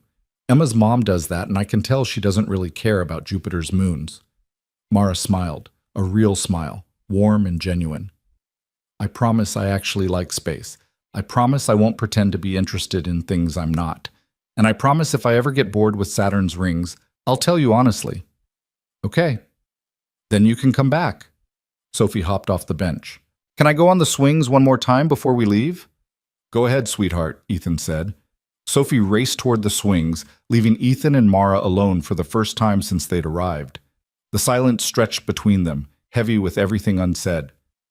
"She's amazing," Mara said finally, still looking at the drawing in her hands. "Funny and smart and so earnest it hurts." "She likes you." "I like her. A lot. More than I expected to." Mara folded the drawing carefully and tucked it into her jacket pocket. "This is real, isn't it? This could actually work." "Maybe, if we don't screw it up." "When do I see her again?" Ethan watched Sophie swinging in the distance, her purple sweatshirt bright against the gray afternoon. "Soon, but we need to build slowly. Let her set the pace." "I can do slow." Mara turned to face him. "Thank you for this. For trusting me with her. Thank you for showing up. for being real with her. They sat in comfortable silence, watching Sophie swing higher and higher, her laughter carrying across the playground. For the first time since Christmas night, Ethan felt something loosen in his chest. Not quite hope, but close. The possibility that maybe this strange arrangement might become something solid. Over the next 6 weeks, Mara became a regular presence in their lives. She came to the park every Saturday, then started joining them for weekend breakfasts at the diner Sophie loved. She helped with homework when Sophie got stuck on math problems, explaining fractions with the same patient clarity she'd used for space facts. She showed up at Sophie's school science fair and spent an hour listening to 7-year-olds explain their projects with genuine interest. She never tried too hard, never performed enthusiasm she didn't feel. When Sophie showed her a drawing Mara didn't understand, she asked questions instead of offering empty praise. When Sophie had a meltdown about wearing shoes, Mara didn't try to fix it, just sat nearby reading while Ethan handled it, present but not intrusive. "She's good at this," Marcus observed one evening when he and Claire came over for dinner. They were in the kitchen while Mara and Sophie built something elaborate with wooden blocks in the living room. "I was skeptical, I'll admit. The whole marriage proposal to a stranger thing seemed unhinged, but watching her with Sophie, she's natural." "She's honest," Ethan corrected. "That's different from natural." "It's better," Claire said, chopping vegetables with practiced efficiency. "Sophie needs honest more than she needs perfect. Every other woman you've dated has tried to be the fairy tale stepmom. Mara's just herself." Through the doorway, they could see Mara and Sophie debating the structural integrity of their tower. Sophie wanted to go higher. Mara was explaining why the base needed reinforcement first. Neither was backing down, but both were listening. "Are you in love with her?" Claire asked bluntly. Ethan considered the question. He liked Mara, respected her, felt comfortable around her in a way he hadn't felt with anyone since Sarah. But love? That seemed like the wrong word for what they were building. "I care about her," he said finally. "I trust her with Sophie. I want her in our lives." "Is that love?" "Love has a lot of definitions," Marcus said diplomatically. "Maybe you're building the kind that lasts instead of the kind that burns out fast." 3 weeks later, the school held its annual art exhibition. Every student contributed a piece to be displayed in the gymnasium, and families were invited to walk through and celebrate their children's creativity. Sophie had been working on her project for a month in her after-school art class, but she'd refused to show Ethan what she'd made. "It's a surprise," she'd said whenever he asked. "You'll see it with everyone else." The gymnasium was packed with parents and siblings and grandparents, all crowding around tables covered in paintings and sculptures and collages. Ethan found Sophie's display easily, a large poster board with her name written at the top in careful letters. The drawing took his breath away. It showed their house in Sophie's characteristic style, but the details were what mattered. In the window, 3 figures were visible, one tall with glasses, clearly Ethan, one small with dark curly hair, Sophie, and one with red-brown hair and green eyes, unmistakably Mara. Above the house, Sophie had written in rainbow letters, "My new family." Ethan stood frozen, staring at the image while emotions he couldn't name crashed through him. Pride that Sophie felt secure enough to claim this new structure. Terror that she'd made it public before anything was certain. Grief that Sarah's ghost was truly being replaced. Hope that maybe, finally, they were building something real. "Daddy, do you like it?" Sophie appeared at his elbow, bouncing with nervous energy. "I made it in art class. Mrs. Henderson said it was beautiful." "Do you think it's beautiful?" "It's perfect, sweetheart," he managed.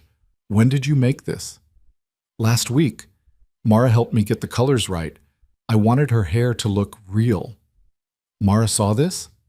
"She picked me up from art class on Wednesday, remember? When you had that late meeting? I showed her and she said it was wonderful, and she got all quiet like she does when she's feeling things she doesn't want to talk about." Of course Mara had seen it. Of course she'd known what Sophie was claiming, what weight the child was placing on their fragile arrangement. "There you are!" Claire's voice cut through his spiral. She appeared with Marcus and their kids, all of them carrying paper plates of cookies from the refreshment table. "Sophie, your drawing is gorgeous. You're so talented." "Thanks, Aunt Claire. Did you see how I made Daddy's glasses shiny? That was the hardest part." While Sophie explained her artistic process to Claire, Marcus moved closer to Ethan, his expression concerned. You okay, man? You look like you've seen a ghost. She called us a family, in public, in front of the whole school. Is that not what you are? I don't know what we are. We're three people trying something that makes no sense. We're not... He gestured helplessly at the drawing. This is a lot of pressure for something that might not work. Or it's a 7-year-old claiming what she wants, which is actually pretty healthy. Marcus studied the drawing. She's happy, Ethan. Happier than I've seen her since Sarah died. Isn't that what matters? Before Ethan could answer, a familiar voice came from behind them. I thought I might find you here. He turned. Mara stood a few feet away, wearing slacks and a blazer that suggested she'd come straight from work. Her hair was pulled back, her expression carefully neutral, but her eyes went immediately to Sophie's drawing. You came! Sophie shrieked, abandoning Claire to throw herself at Mara. I didn't think you'd make it. You said you had meetings. I did have meetings. I left early. Mara hugged Sophie back, her gaze still fixed on the poster board. I wanted to see your art. Do you like it? Is it okay that I put you in it? Mrs. Henderson said I should draw my family, and you're part of our family now, so I drew you too. Is that okay? The gymnasium seemed to go quiet around them, though objectively nothing had changed. Parents still milled around, children still ran between tables. The PTA still sold cookies at an exorbitant markup. But in their small bubble, everything hung suspended on Mara's answer. It's more than okay, Mara said softly. It's the most beautiful thing anyone's ever made for me. Sophie beamed, then ran off to show her other friends their artwork, leaving the adults standing in awkward silence. I should have warned you, Mara said to Ethan. When I picked her up Wednesday, she showed me, asked if it was okay to call me family. I told her that families are about choice, not biology, and if she chose me, I'd be honored. You said that to a 7-year-old? She's smart enough to understand, and she deserved an honest answer. Mara moved closer to the drawing, studying it with the same focused attention she gave everything. This is what you were afraid of, isn't it? That she'd get attached before we were sure. Yes. Are we sure now? Ethan looked at the drawing, at the 3 figures in the window, the rainbow letters, the careful detail Sophie had poured into representing their fractured, functional, chosen family. He thought about the past 6 weeks, about Saturday mornings and homework help, and the easy way Mara had integrated into their chaos without trying to fix or change it. I don't know, he admitted. Are you? Mara was quiet for a long moment. Then she turned to face him fully, her green eyes serious and searching. I'm sure I want this. I'm sure Sophie matters to me more than I expected. I'm sure that walking away now would break something I don't want broken. She paused. I'm not sure I'm doing it right. I'm not sure I won't screw it up, but I'm sure I want to keep trying. That's terrifying. That's honest. Around them, the art exhibition continued its cheerful chaos. A child cried because they dropped their cookie. A teacher made announcements about upcoming school events. Marcus and Claire drifted away to give them privacy, taking their kids to see other artwork. Someone's here, a cold voice said from behind them. Ethan turned. Amanda Richardson stood 3 feet away, holding a glass of punch and an expression of barely concealed disdain. Amanda had been Sarah's closest friend. They'd taught at the same school, shared a classroom for student teachers, spent countless evenings planning lessons and laughing about teaching disasters. After Sarah's death, Amanda had helped with Sophie, brought casseroles Ethan never ate, and slowly drifted away as his grief proved too uncomfortable to witness. Amanda. Hi. Ethan felt his stomach clench. I didn't know you'd be here. My niece is in Sophie's class. I came to support her. Amanda's gaze moved to Mara with obvious assessment. I saw Sophie's drawing. Very decisive. Amanda, this is Mara. Mara, this is Amanda Richardson. She was Sarah's best friend. Was, Amanda repeated with a tight smile. Past tense. Though I doubt Sarah would recognize her family now. The words hit like a slap. Mara's expression went carefully blank, and Ethan felt anger surge through him, hot and protective and long overdue. That's not fair, he said, his voice low but firm. Isn't it? Sarah's been gone 3 years and you've already replaced her? Already found someone new to play mommy to her daughter? Amanda's voice rose slightly, drawing attention from nearby parents. I thought you loved her. I thought what you had was special. I did love her. I do love her. But she's dead, Amanda. And I'm not. And Sophie's not. We don't get to stop living because Sarah did. So you move on to the first woman who shows interest? You let your daughter call her family before Sarah's even cold in the ground? Sarah's been gone for 3 years, Ethan said, his voice shaking now. I've been alone for 3 years. I've been trying to hold together a 7-year-old who lost her mother and a life that fell apart and a grief that never stops. And when someone finally saw us, really saw us, and didn't run, I decided maybe that was worth exploring. I don't expect you to understand that, but I do expect you to respect it. Amanda's eyes filled with tears. She was my best friend. Doesn't that mean anything? It means everything. It means I know how much Sarah loved you and how much you loved her. But it doesn't mean we stop existing because she's not here to see it. Is this really what you want? Some stranger playing house with Sarah's daughter? Ethan felt Mara stiffen beside him, and something protective surged through his chest. She's not a stranger. She's not playing house. And she's not replacing anyone. She's Mara. She's herself. And yes, this is what I want. The words came out with more certainty than he'd felt before saying them. Amanda stared at him, tears spilling down her cheeks, her expression a mix of betrayal and grief, and something that might have been understanding buried deep beneath the pain. I hope you know what you're doing, she said finally, her voice breaking. Then she turned and walked away, disappearing into the crowd of families and artwork. Ethan stood frozen, his heart pounding, aware that nearby parents were pretending not to have witnessed the confrontation. Mara was silent beside him, her hands clenched at her sides. I'm sorry, he said quietly. I'm so sorry you had to... You called me Mara, she interrupted, her voice strange. Not your friend, not someone you're seeing, just Mara. Yourself. What? You defended me as myself, not as a replacement, not as a placeholder, as a person who matters. She looked at him with something raw in her expression. No one's ever done that before. Of course you matter. Ethan stopped, awareness crashing through him. You thought I'd choose Sarah's memory over you. I thought you'd protect Sophie by keeping me at arm's length. I thought when it came down to it, I'd be the outsider you could sacrifice to make others comfortable. You're not an outsider, not anymore. Mara's eyes shone with unshed tears. I should go. This is Sophie's night, and I've caused enough drama. Don't. Ethan caught her hand without thinking. Please don't go. Sophie will want you here. I want you here. You just called me your friend in front of your wife's best friend. You panicked. You tried to minimize what this is. I was wrong. I was scared, and I defaulted to safe language.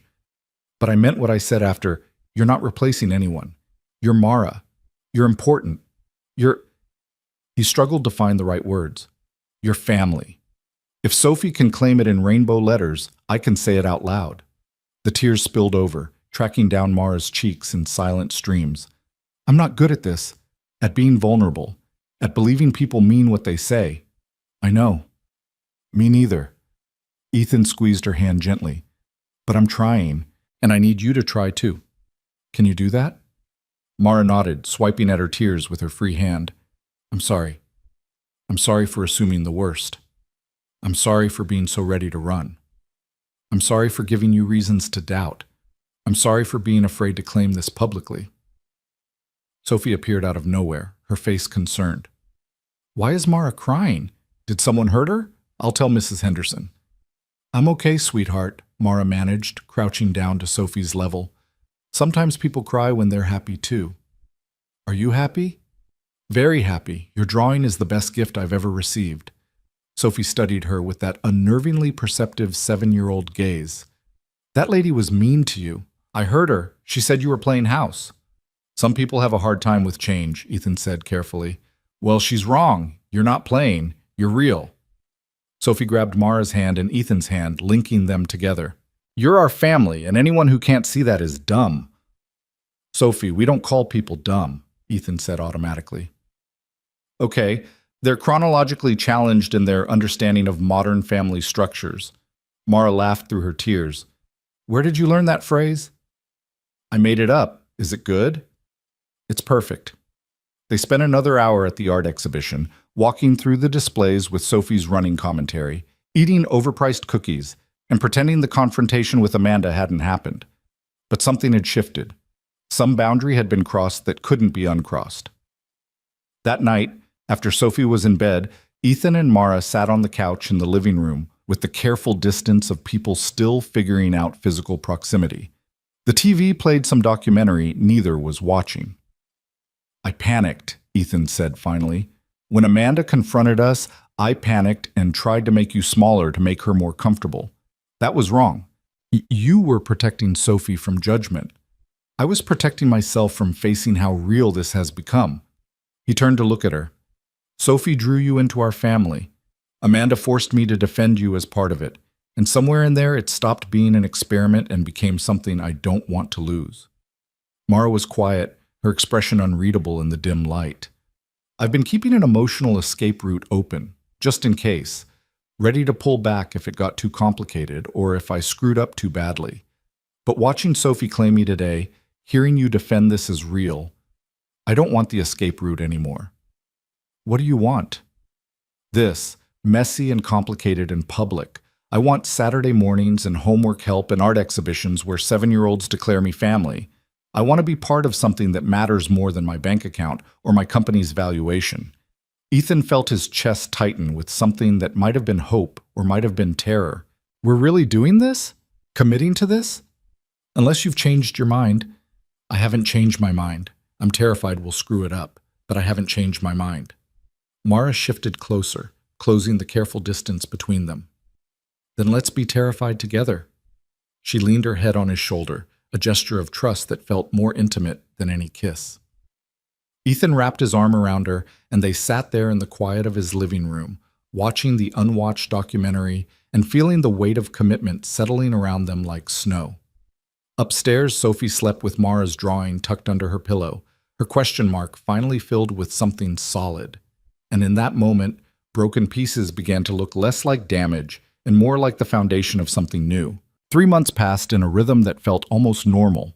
Mara spent most evenings at their house, helping Sophie with homework while Ethan cooked dinner, or reading beside her on the couch while Sophie built elaborate structures with blocks.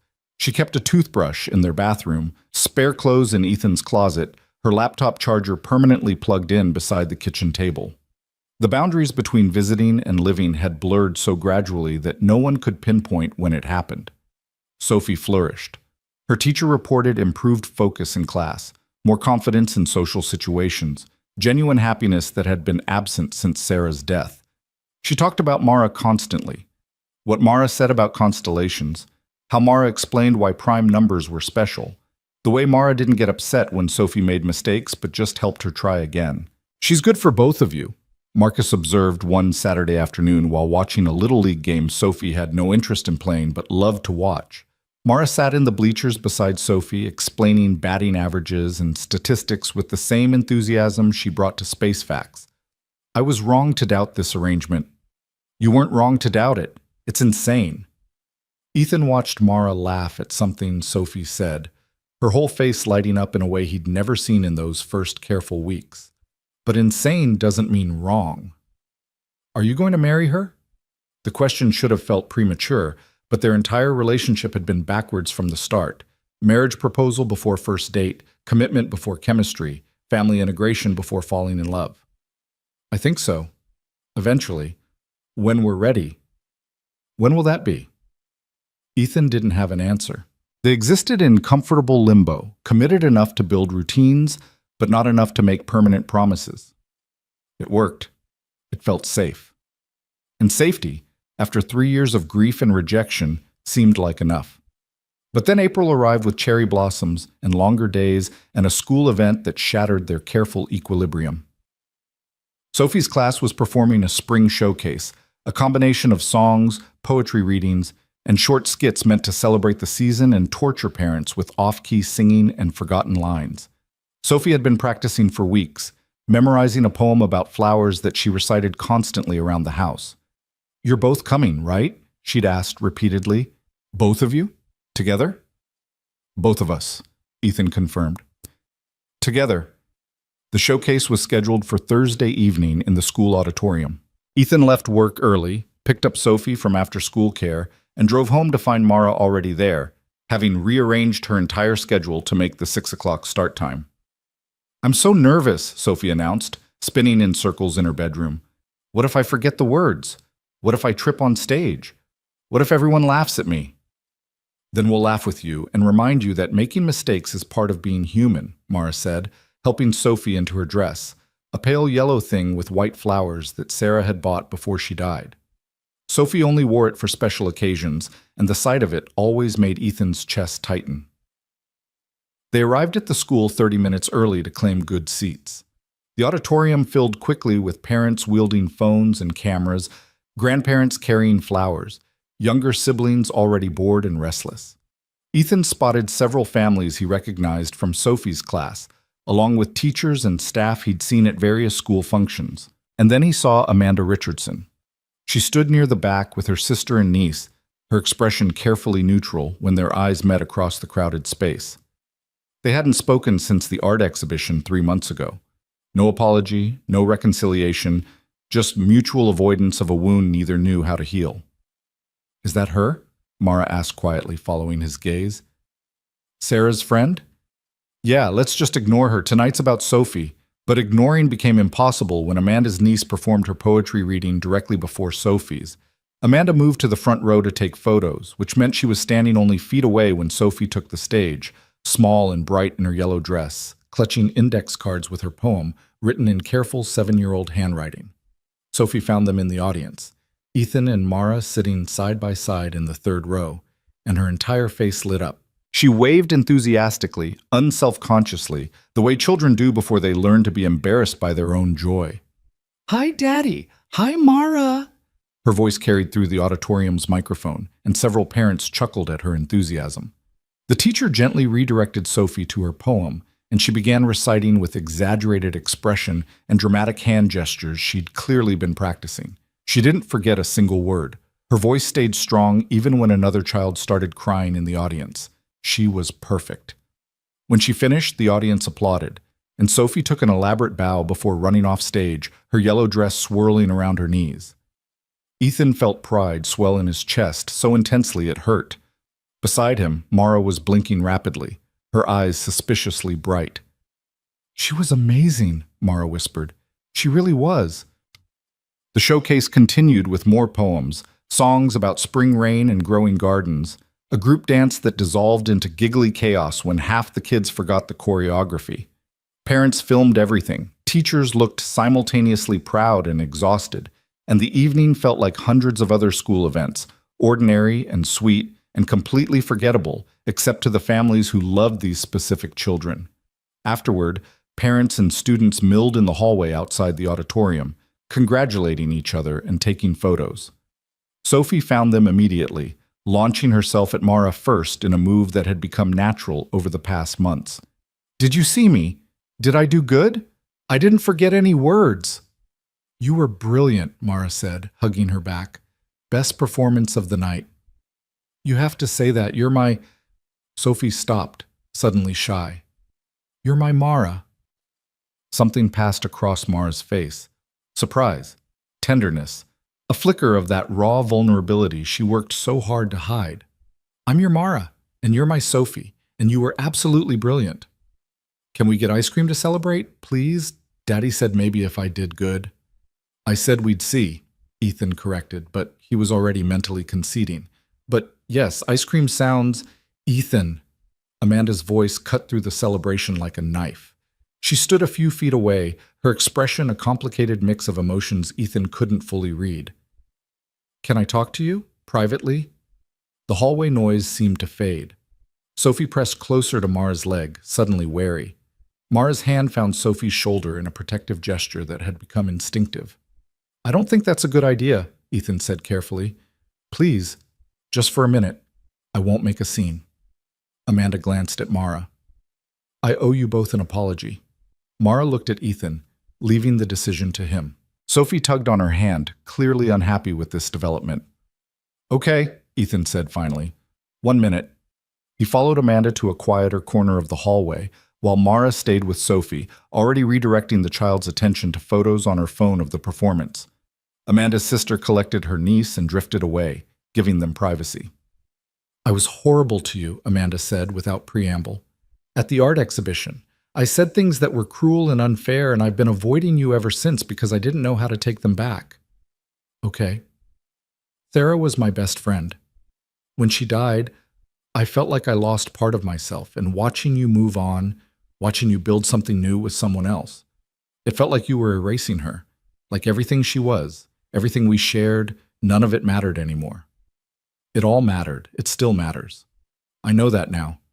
I've been watching you tonight, watching Sophie with Mara, and I finally see it." Amanda's voice cracked slightly. "She's happy, Ethan. Genuinely happy. Happier than she's been since Sarah died. And Mara, she's not trying to replace anyone. She's just loving your daughter the way Sarah would want someone to love her if Sarah couldn't be there." Ethan felt his throat tighten. "I miss her. Every single day. So does Sophie. But we can't stop living because Sarah's gone." "I know. I'm sorry for making you feel like you had to choose between honoring her memory and finding happiness again." Amanda wiped at her eyes. "For what it's worth, I think Sarah would like Mara. They're nothing alike, but Sarah always valued honesty and intelligence, and people who showed up when it mattered. Mara does all of that." "Thank you for saying that. Will you tell her I'm sorry? For what I said at the art exhibition? I was grieving and angry, and I took it out on someone who didn't deserve it." "You can tell her yourself." They walked back to where Mara waited with Sophie, who was showing Mara something on her phone and talking animatedly. Amanda approached cautiously, and Mara's posture shifted, not defensive exactly, but wary. "I owe you an apology," Amanda said to Mara. "What I said at the art exhibition was unfair and cruel. You weren't playing house or replacing anyone. You were showing up for a child who needed you. I'm sorry for not seeing that sooner." Mara studied Amanda for a long moment, her expression carefully neutral. "Grief makes people say things they don't mean. I understand that. It's not an excuse." "No, but it's an explanation." Mara's voice softened slightly. "I can't imagine what it's like to lose a best friend, to watch her family continue without her. That must be incredibly painful." Amanda's eyes filled with tears. "It is. But watching Sophie tonight, seeing how confident and happy she is, I realized that Sarah would trade anything for Sophie to be okay, even her own memory. And Sophie is okay because of you." The words hung in the hallway, heavy with meaning. Around them, families continued their celebrations, oblivious to the reconciliation happening in their small corner. "Thank you," Mara said finally. "That means more than you know." Amanda nodded, then turned to Sophie. "You were wonderful tonight, sweetheart. Your mom would be so proud." Sophie's face got that complicated expression children wear when someone mentions their dead parent, part sadness, part confusion, part something else entirely. "I wish she could have seen it." "Me too, baby. Me too." Amanda said her goodbyes and drifted back toward her family, leaving them in the thinning crowd. Sophie grabbed both Ethan's and Mara's hands, swinging between them. "Can we get ice cream now? I was really good, and I deserve it." "You absolutely deserve it," Ethan agreed. They drove to the ice cream shop in Mara's car. She'd started driving them places more often, another small shift in their dynamic. Sophie chattered the entire way about the showcase, about which kids forgot their lines, about how the music teacher had complimented her projection. The ice cream shop was moderately crowded for a Thursday night.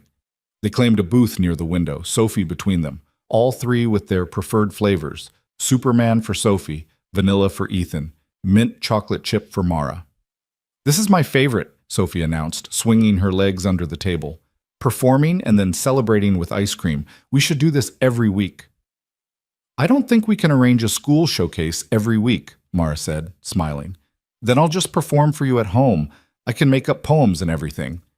Sophie took a huge bite of ice cream, leaving rainbow traces on her upper lip. "Will you always come to my school things? Both of you?" "Always," Ethan promised without thinking. "What if you have work? What if there's an emergency?" "Then we'll do everything possible to be there anyway," Mara said. "And if we absolutely can't make it, we'll tell you ahead of time and make it up to you after." Sophie seemed satisfied with this answer. Emma's mom says her dad never comes to school things because he works too much. I'm glad you both come. They finished their ice cream in comfortable quiet, Sophie occasionally pointing out cars passing by the window or people walking past. The evening felt complete, perfect, the kind of ordinary moment that felt extraordinary in its simplicity. We should head home, Ethan said finally, checking his watch. School tomorrow. The drive back was quieter, Sophie fighting sleep in the back seat. By the time they pulled into Ethan's driveway, she was fully asleep, her head lolling against the window. I'll carry her, Mara offered, already unbuckling Sophie's seatbelt with practiced ease. She lifted Sophie gently, and the child instinctively wrapped her arms around Mara's neck, murmuring something unintelligible against her shoulder. Ethan unlocked the door and led them inside, up the stairs to Sophie's room where Mara laid her carefully on the bed.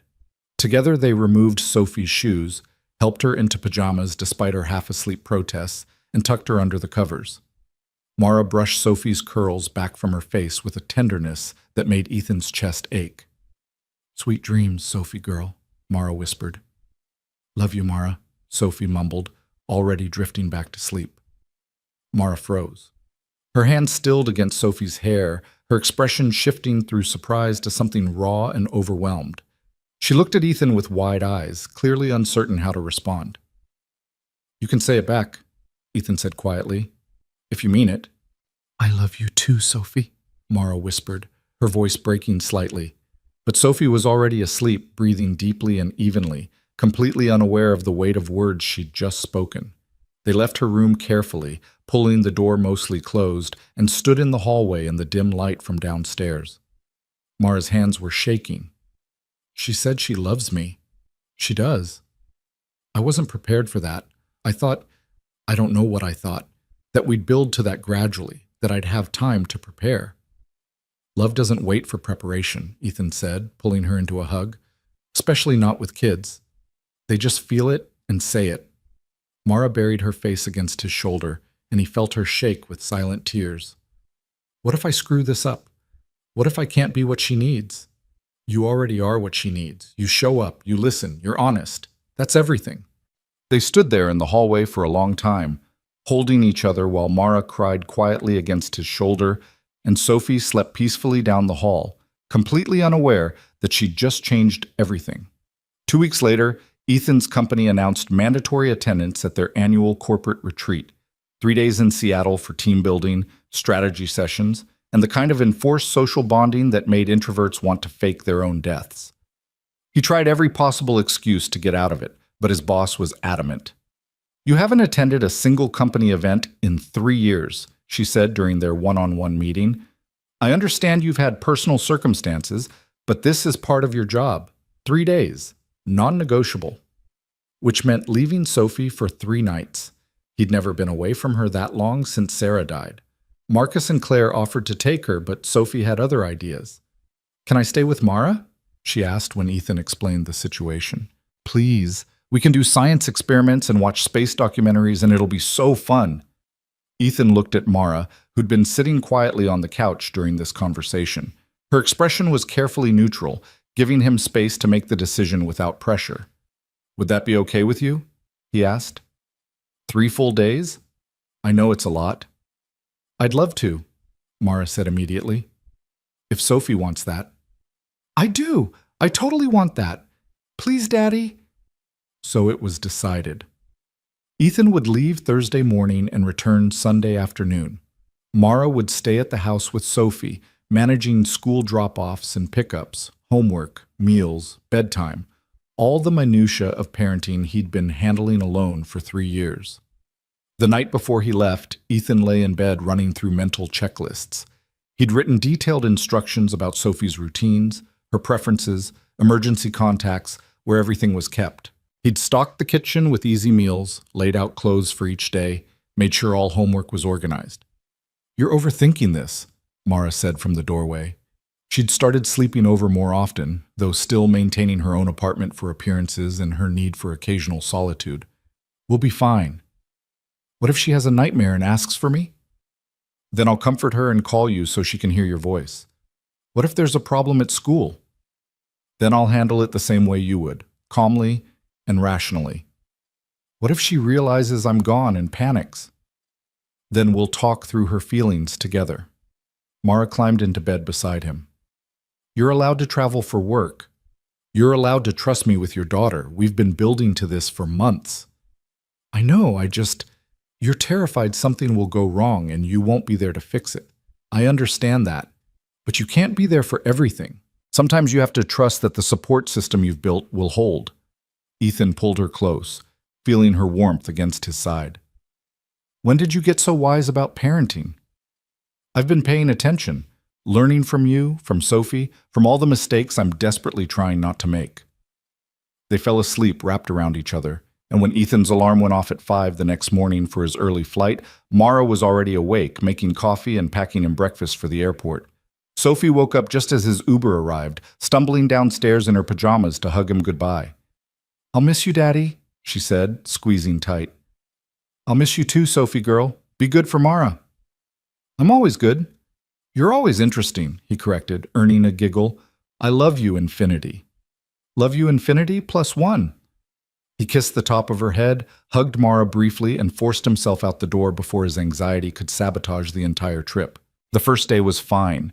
He checked in constantly, texts between meetings, calls during lunch, a video chat before Sophie's bedtime where she showed him a drawing she'd made. Mara sent updates. Sophie at school, Sophie at soccer practice, Sophie attempting to cook dinner and creating cheerful chaos in the kitchen. The second day started well. Ethan was in a morning session on client retention strategies when his phone buzzed with a text from Mara. Sophie's school called. She's in the nurse's office with a fever. I'm leaving work to get her now. He tried to call during the break, but it went to voicemail. He texted, How high is the fever? Should I come home?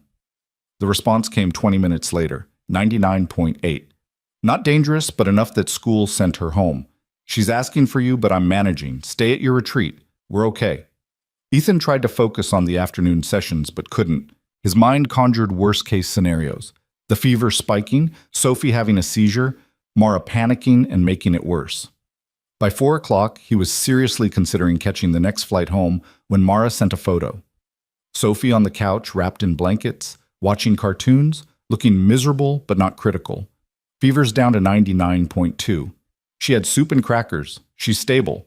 Stop worrying. I'm her father. Worrying is my job. And I'm here with her. Trust me to do mine. The third day was worse. Sophie's fever broke overnight, but she was clingy and emotional in the way sick children are. Mara sent updates.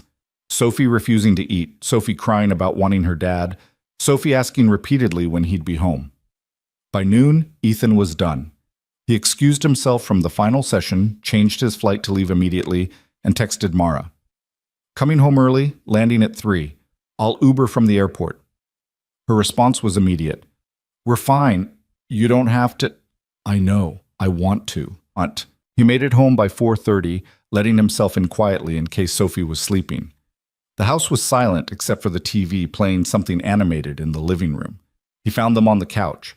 Sophie curled against Mara's side, both of them watching a cartoon about talking animals, a half-eaten bowl of soup on the coffee table. Daddy! Sophie scrambled up, then swayed slightly, still weak from being sick. Ethan caught her, holding her close while she clung to him like she hadn't seen him in months instead of days. Hey, sweetheart, I heard you weren't feeling well. I had a fever and my throat hurt and I missed you so much. The words tumbled out between sniffles. Mara took care of me, but it wasn't the same as you. Over Sophie's head, Ethan caught Mara's expression, relief mixed with something else. Hurt, maybe. Or resignation. I'm home now, he said, carrying Sophie back to the couch. You're okay. Everything's okay. Mara stood, gathering her things with careful, controlled movements. I should go. Give you two some space. You don't have to leave, Ethan said. I have work I need to catch up on anyway. She kissed Sophie's forehead. Feel better, sweetheart. You're leaving? Sophie's voice rose with distress. But you've been here the whole time. Your dad's home now. You don't need me anymore. The words hung in the air, loaded with more meaning than a simple statement about childcare coverage. Ethan caught the edge in Mara's voice, the careful blankness of her expression that he'd learned meant she was protecting herself from hurt.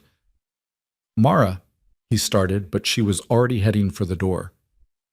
"We'll talk later. Take care of Sophie, that's what matters." She left quickly, the door closing with a soft click that felt somehow final. Sophie burrowed against Ethan's chest, already half asleep from exhaustion and lingering sickness. "Is Mara mad at me?" she mumbled. "No, sweetheart. She's not mad at you." "Then why did she leave?" "Because I came home early and made her feel replaceable," Ethan thought. "Because I panicked and didn't trust her to handle this.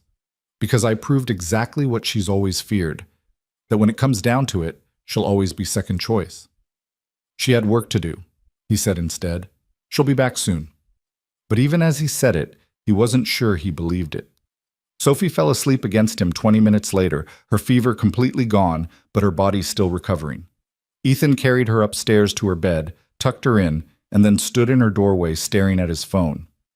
He'd hurt Mara.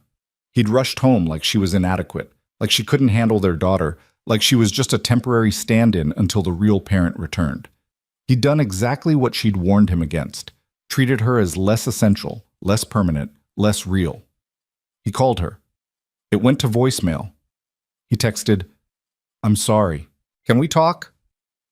The response came an hour later. "Not tonight. I need space to think." "Think about what?" "Whether I can keep doing this. Whether I'll ever be more than a convenient substitute." Panic seized his chest. "That's not what you are. You know that's not what you are." "Do I?"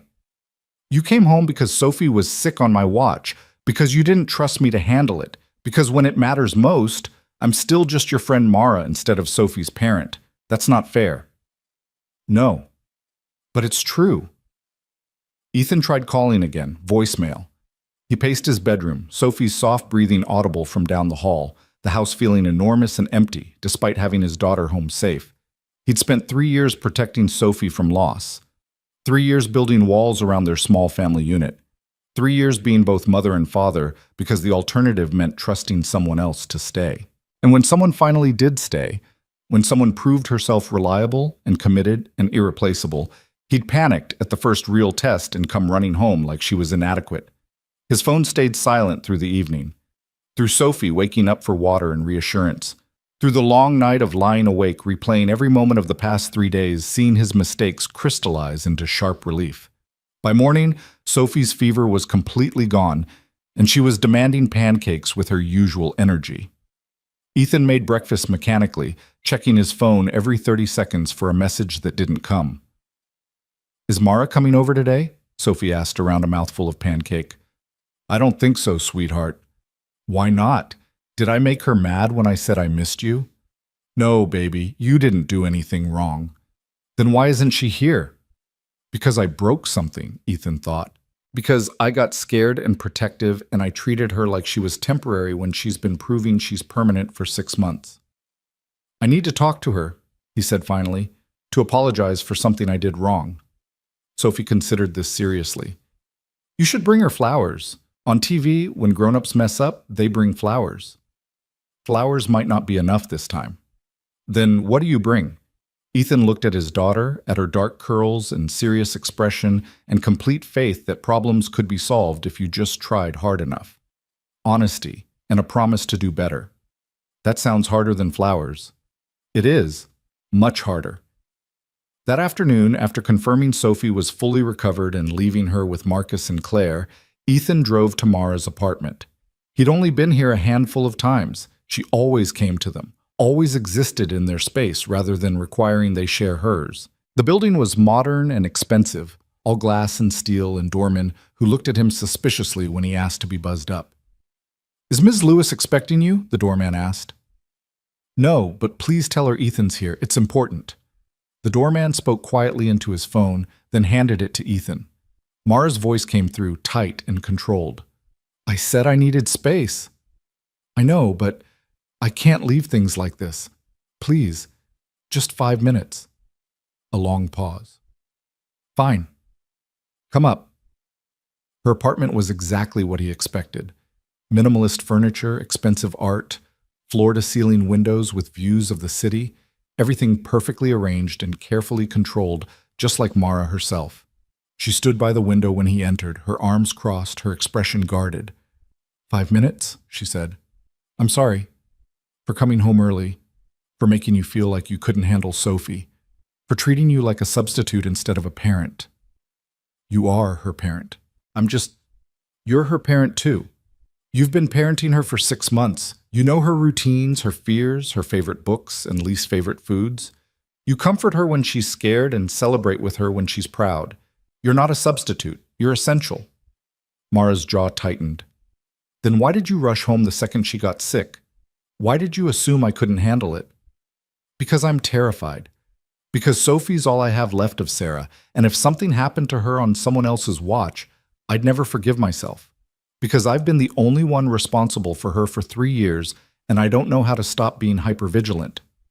That's not about me being inadequate. That's about you not trusting anyone. You're right. It is. Ethan moved closer. And I need to work on that. I need to trust that you love her as much as I do, that you'll keep her safe, that you're not going to disappear the second things get hard. But you don't trust that. When it came down to it, you ran home like I was failing her. I was wrong. Sophie was fine. You were handling it perfectly.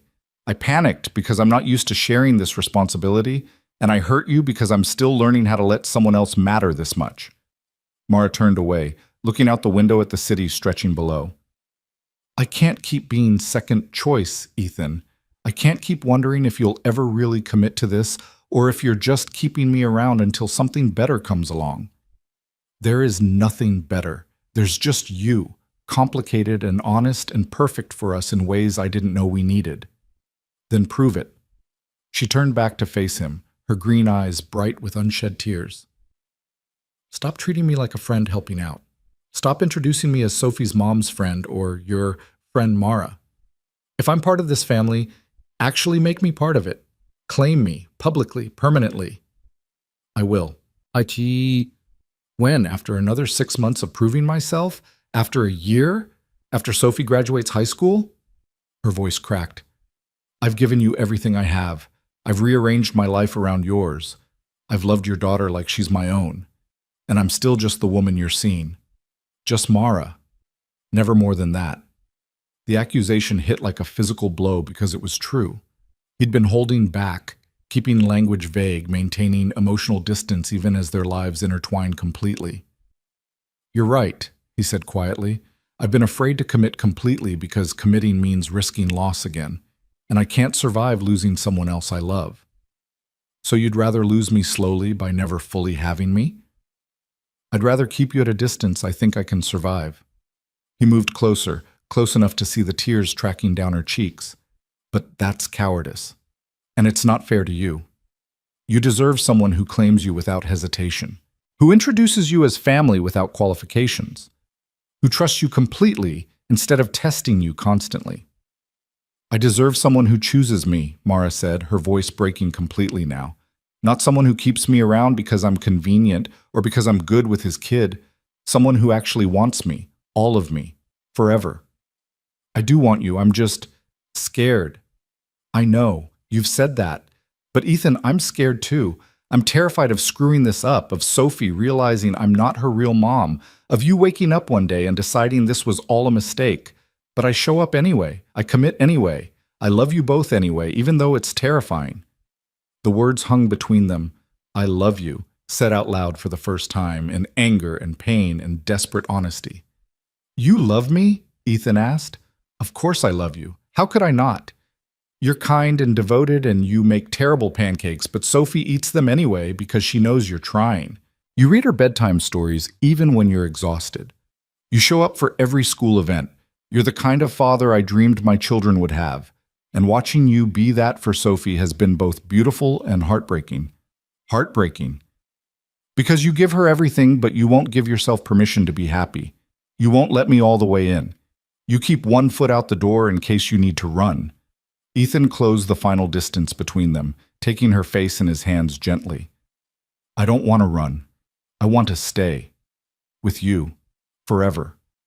I'm just so scared of losing someone else I love that I've been sabotaging the best thing that's happened to us in years. So stop sabotaging it. Choose me. Actually choose me. I choose you. The words came easier than he expected. I choose you and I love you, and I'm sorry it took me so long to say it out loud. Mara's tears fell harder now, but her expression shifted from hurt to something softer. Say it again.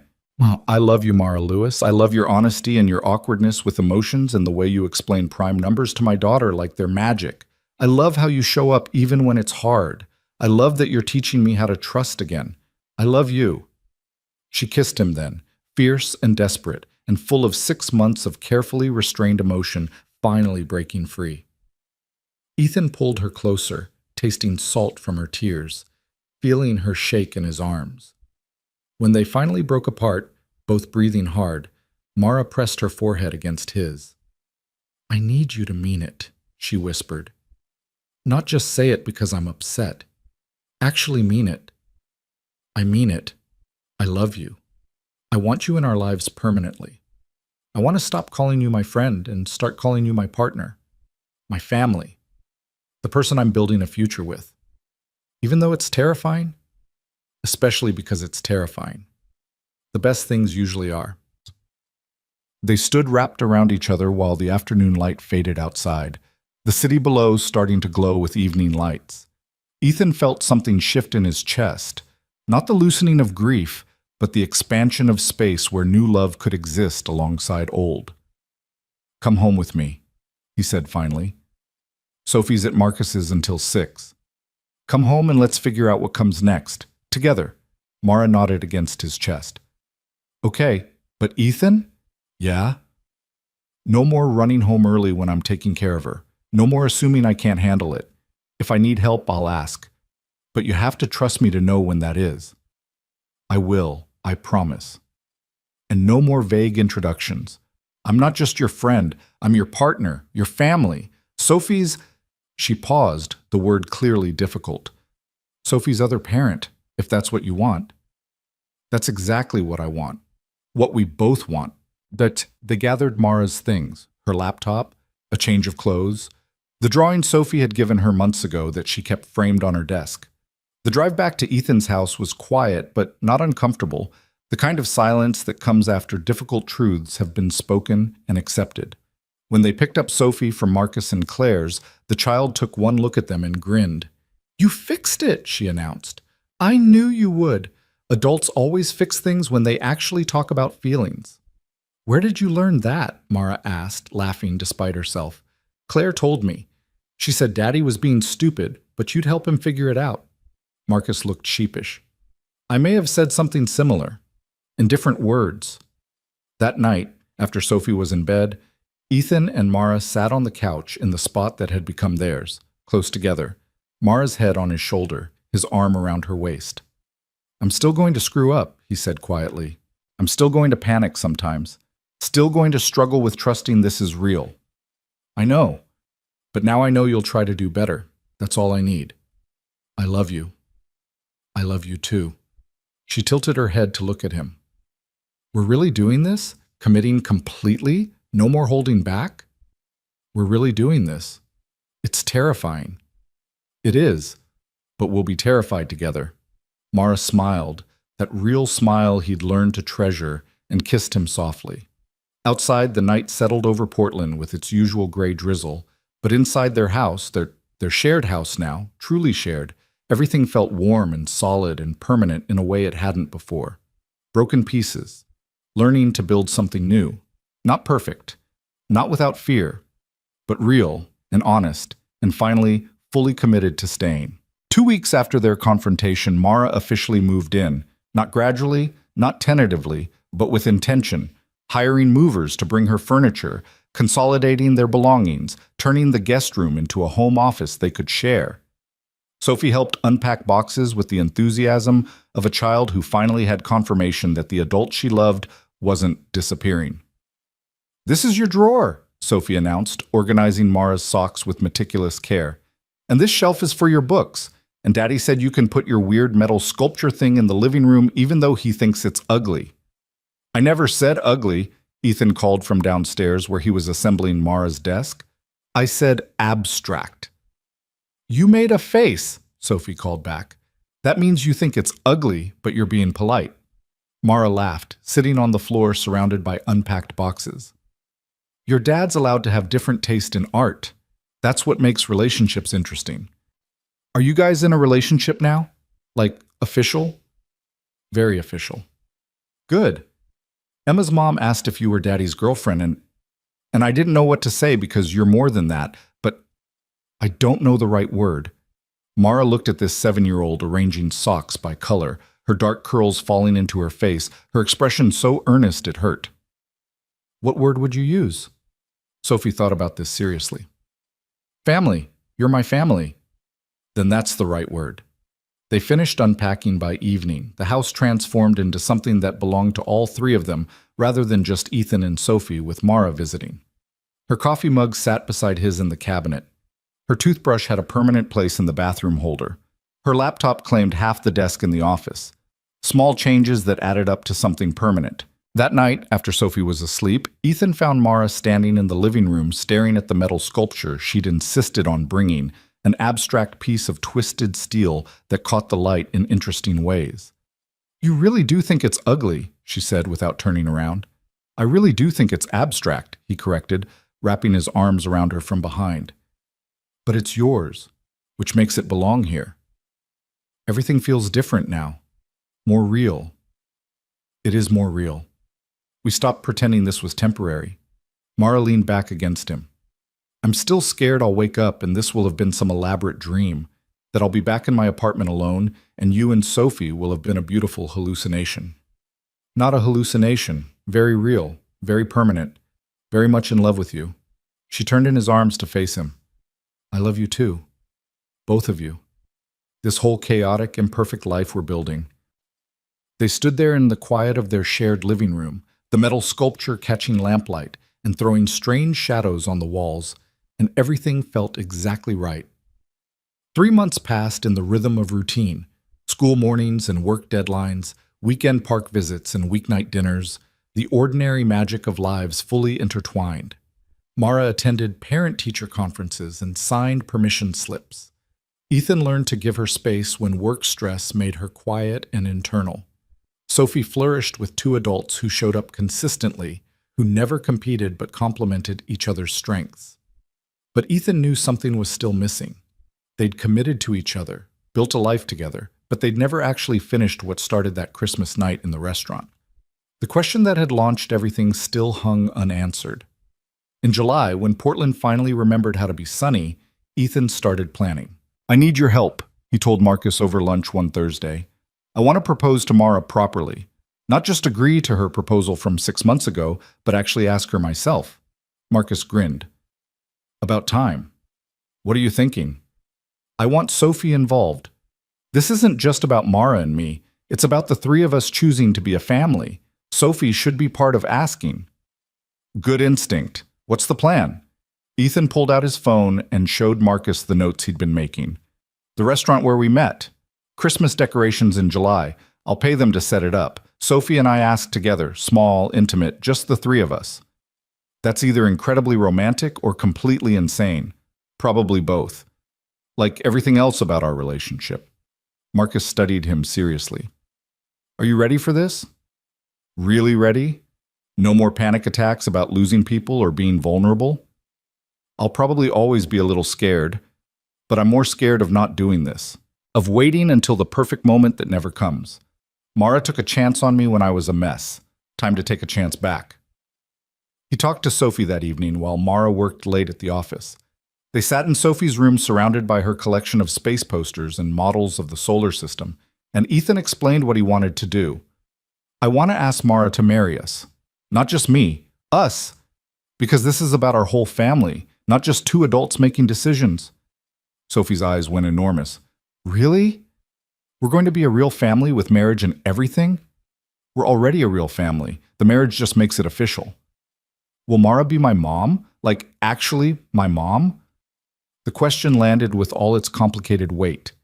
Ethan chose his words carefully. Mara will be your parent. Your other parent. You already have a mom, your first mom, who loved you so much. Mara isn't replacing her, she's adding to our family.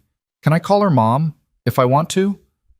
That's something you and Mara should talk about together.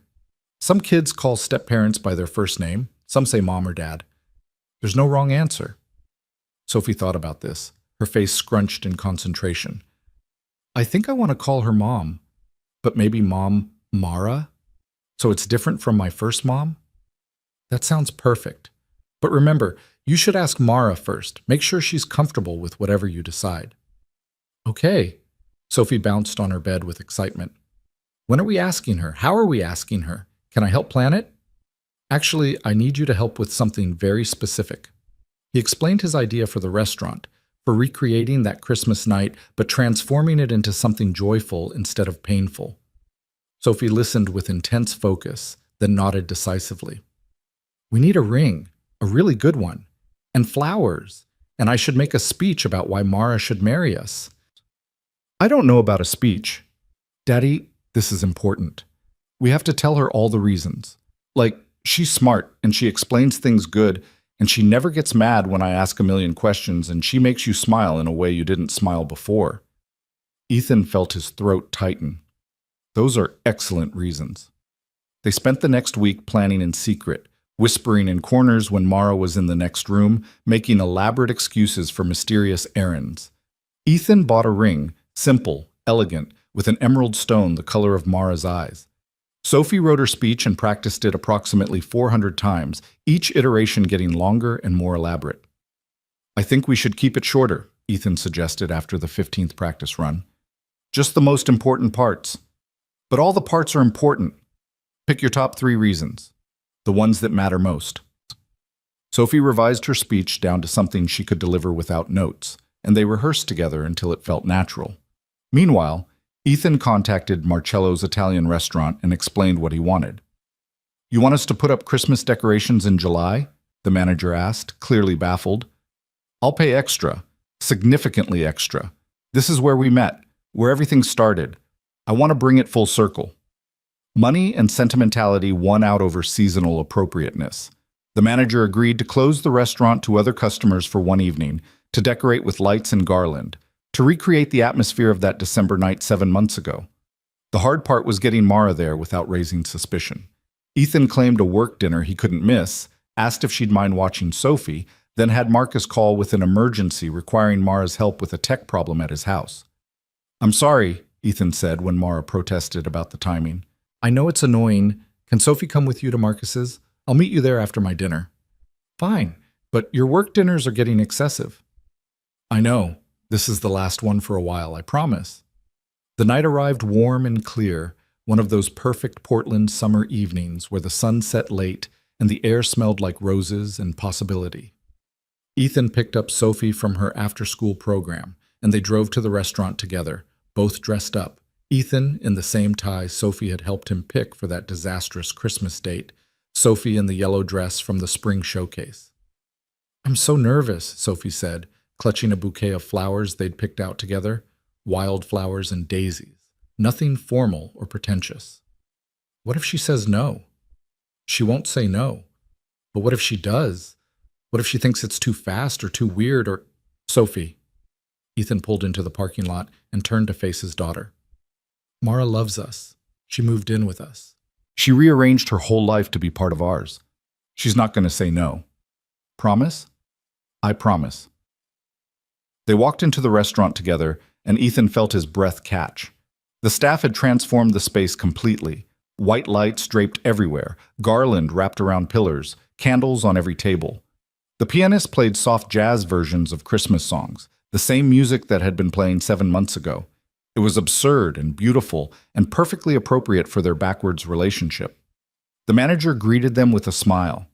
Everything's ready. Your other guest should arrive in about 15 minutes. We'll bring her to your table when she gets here. Ethan and Sophie sat at the same corner booth where he'd been rejected, where Mara had sat at the next table and asked that impossible question. The ring box sat heavy in his jacket pocket. Sophie clutched her flowers and practiced her speech under her breath. You've got this, Sophie girl, Ethan said, squeezing her hand. Just speak from your heart. My heart is beating really fast. Mine too. 14 minutes later, the door opened. Mara walked in, clearly confused by the Christmas decorations and empty restaurant. She spotted them in the corner booth and her confusion deepened. What's going on? Marcus said there was a tech emergency, but she stopped, taking in the decorated restaurant, the formal clothes, the flowers Sophie held. What is this? It's a surprise, Sophie said, her voice shaking slightly. A good one. We promise. Mara approached slowly, her expression cycling through confusion to dawning realization to something that might have been hope or might have been fear. Sit down, Ethan said, gesturing to the seat across from them. Please, she sat, her hands trembling slightly as she placed them on the table. You recreated Christmas. I recreated the night we met. The night you asked me a question I didn't know how to answer. Ethan, let me finish, please. He took a breath, feeling Sophie's small hand squeeze his for courage. 7 months ago, I came here for a blind date. I was rejected before it started, humiliated in front of a restaurant full of strangers, ready to give up on ever finding someone who'd accept my daughter as part of the package. And then you asked if I could be your new husband. Mara's eyes were already shining with tears. I remember. I thought you were crazy. I thought the whole idea was insane, but I said yes anyway because you saw us, really saw us, and didn't run. You saw a single father and his daughter and thought we were worth taking a chance on. You were. You are. Sophie couldn't contain herself any longer. And now we want to take a chance on you, officially, with a ring and everything. Ethan pulled out the ring box, opened it to show the emerald stone catching candlelight, and slid out of the booth to kneel beside the table. Sophie scrambled out after him, still clutching her flowers. Mara Lewis, Ethan said, his voice steady despite his racing heart. You asked me 7 months ago if I could be your new husband. I'm asking you now if you'll be our family. Not just mine, but ours. Will you marry me and be Sophie's parent and build this weird, imperfect life with us permanently? And I have reasons, Sophie interrupted, then launched into her speech.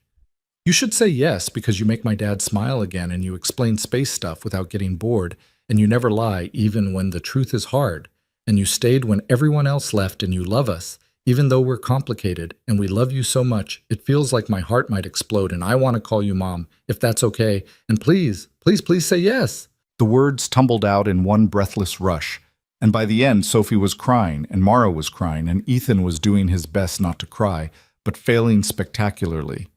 Mara looked between them, this man who'd learned to trust again, this child who'd opened her heart to someone new, and something broke open in her expression. All the careful control she usually maintained shattered, leaving only raw, overwhelming emotion. Yes, she whispered. Yes to all of it. Yes to being your family and marrying you and being Sophie's parent and building this life together. Yes. Sophie shrieked and threw herself at Mara, nearly knocking her off the booth seat. Ethan slid the ring onto Mara's shaking hand, then wrapped his arms around both of them, and they stayed there in a tangled, crying, laughing embrace while the pianist played on and the fake Christmas lights twinkled overhead. I can call you Mom? Sophie asked, pulling back just enough to see Mara's face. For real? For real, Mara managed through tears. If you want to, Mom, Mara, or just Mara, or whatever feels right. I'm yours either way. Mom, Mara, Sophie decided firmly, because you're my second mom, and that's special and different, and I love you. I love you too, Sophie. So much. They stayed at the restaurant for another hour, eating dinner the staff had prepared, talking about wedding plans and how to tell people and what came next. Sophie wanted to invite everyone she'd ever met. Mara wanted something small and private. Ethan just wanted to make it official as soon as legally possible. What about the courthouse? Mara suggested. Small ceremony, immediate family and close friends, nothing elaborate. Can I wear my yellow dress? Sophie asked. You can wear whatever you want. And can we have cake? We have to have cake. We'll definitely have cake. They decided on a date 3 months away, October, when the leaves turned and the air got crisp, and Portland remembered how to be beautiful. Just immediate family, a handful of friends, a simple ceremony that focused on what mattered. 3 people choosing each other, committing to something permanent built on honesty instead of fantasy. The drive home felt surreal. Mara's ring catching streetlight, Sophie chattering about wedding plans from the back seat, the night warm and perfect and full of possibility. When they got home, Sophie made them all hot chocolate, even though it was summer, and they sat on the couch together, Mara in the middle with Sophie curled against one side and Ethan on the other. "This is my favorite," Sophie announced. "All of us together, our family." "Mine too," Mara said softly, kissing the top of Sophie's head. Ethan pulled them both closer, feeling the weight of commitment and the lightness of finally, fully choosing joy over fear. They'd built this strange family from rejection and loneliness and desperate honesty, and somehow it had become real. The next 3 months passed in a blur of quiet preparation. They told Marcus and Claire, who celebrated with champagne and unsurprising smugness about having been right all along. They told Sophie's school, updating emergency contacts and parent information. They told Mara's company board, who seemed relieved their CEO's personal life was finally stable. Ethan called Amanda Richardson and invited her to the wedding. The conversation was stilted and uncomfortable, but she accepted with something that sounded like genuine happiness. "Sarah would want this for Sophie," she said, "for both of you. I'm glad you found each other." Sophie threw herself into wedding preparations with 7-year-old intensity, making decorations and planning seating charts and insisting on making a speech at the reception. "You already gave a speech when we proposed," Ethan reminded her. "That was the proposal speech. This is the wedding speech. They're different." "How many speeches are you planning?" "As many as it takes to tell everyone how great Mom Mara is." Mara, overhearing this, looked like she might cry again. She'd been crying easily lately. Happy tears, overwhelmed tears, tears that came from finally believing this was real and permanent and not going to disappear. October arrived with perfect autumn weather. The ceremony was scheduled for a Saturday afternoon at a small venue overlooking the Willamette River, with a reception in the same space immediately following. 20 guests, Marcus and Claire with their kids, a few of Mara's colleagues, some of Ethan's work friends, Sophie's teacher Mrs. Patterson, and Amanda Richardson sitting quietly in the back row. Sophie served as the flower girl and junior bridesmaid and self-appointed coordinator, making sure everyone knew where to sit and when to be quiet. She wore her yellow dress with white flowers, her dark curls pulled back with a clip Mara had bought her specially for the occasion. Ethan stood at the front with the officiant, watching the small crowd settle into their seats, and felt Marcus nudge him from behind where he stood as best man. "You ready for this?" Marcus whispered. "More ready than I've ever been for anything." The music started. Something simple and instrumental, nothing traditional or expected. And then Mara appeared at the back of the space, and Ethan's breath caught in his chest. She wore a simple dress in deep green that matched her eyes, her auburn hair loose around her shoulders, carrying a small bouquet of the same wildflowers Sophie had brought to the proposal. She wasn't performing elegance or bridal perfection. She was just Mara, walking toward them with a smile that held 7 months of building trust and learning to believe in permanent things. Sophie met her halfway down the aisle, taking her hand and walking with her the rest of the way. Not giving her away, joining together. 3 people becoming a family officially instead of just in practice. The ceremony was short and simple. The officiant talked about chosen family and commitment and the courage it takes to trust again after loss. Mara and Ethan exchanged vows they'd written themselves, promises about showing up and being honest and loving each other through fear and uncertainty. "I promise to never pretend emotions I don't feel," Mara said, her voice steady despite the tears tracking down her face. "I promise to show up even when it's hard. I promise to love Sophie as my own and honor the mother who came before me. I promise to be your partner in all the ways that matter." "I promise to trust you completely," Ethan said. "I promise to claim you proudly and publicly. I promise to never make you feel like a substitute or second choice. I promise to build this life with you and Sophie and whatever chaos comes our way." They exchanged rings, Mara's engagement ring joined by a simple band, Ethan's ring identical in style. And then the officiant said something about the power vested in them and pronouncing them married, and they kissed while Sophie cheered and the small gathering applauded. But before they could walk back down the aisle, Sophie stepped forward and cleared her throat importantly. "Wait, I have something to say." The officiant smiled and stepped back, giving her the floor. Sophie looked at the assembled guests with complete confidence. "Most people think families are just people who are related by blood," she announced. "But that's not true. Families are people who choose each other and love each other and show up even when it's hard. Mom Mara chose us, and we chose her, and now we're a real family forever. And I just wanted everyone to know that this is the best thing that ever happened to us. Thank you for coming. There's cake in the back." The gathering laughed and wiped tears, and Sophie looked enormously pleased with herself. Mara crouched down to Sophie's level and pulled her into a tight hug. "Thank you for choosing me," Mara whispered. "Thank you for staying," Sophie whispered back. The reception was casual and joyful. Cake and champagne and Sophie running around with Marcus and Claire's kids while adults talked and laughed and celebrated the strange family that had built itself from broken pieces. Amanda approached during the cake cutting, her expression cautious but warm. "Congratulations," she said to Mara. "I was wrong about you. You're exactly what they needed." "Thank you for being here," Mara said. "It means a lot that Sarah's best friend can support this." "Sarah would have liked you. You're different from her, but she valued people who were genuine, who showed up. You do both." Amanda paused. "Take care of them. They're special." "I know. I will." As the afternoon faded into evening, the party moved outside to the venue's patio overlooking the river. String lights came on overhead, creating a warm glow as the sun set over Portland's skyline. Sophie had finally tired herself out and was curled up on a bench with her head in Claire's lap, half asleep, but refusing to admit it. Ethan and Mara stood at the railing, watching the river flow past, their hands intertwined. "We did it," Mara said softly. "We actually did it. Did you doubt we would?" "Every single day until about 3 hours ago." She leaned her head on his shoulder. "I kept waiting for you to realize you'd made a mistake, that I wasn't worth the disruption to your life, that Sophie would change her mind about wanting me around. None of that was ever going to happen. I know that now, finally." She turned to face him fully. "Thank you for taking a chance on me that night in the restaurant, for saying yes to something insane because it was honest. Thank you for asking, for seeing something in us worth fighting for."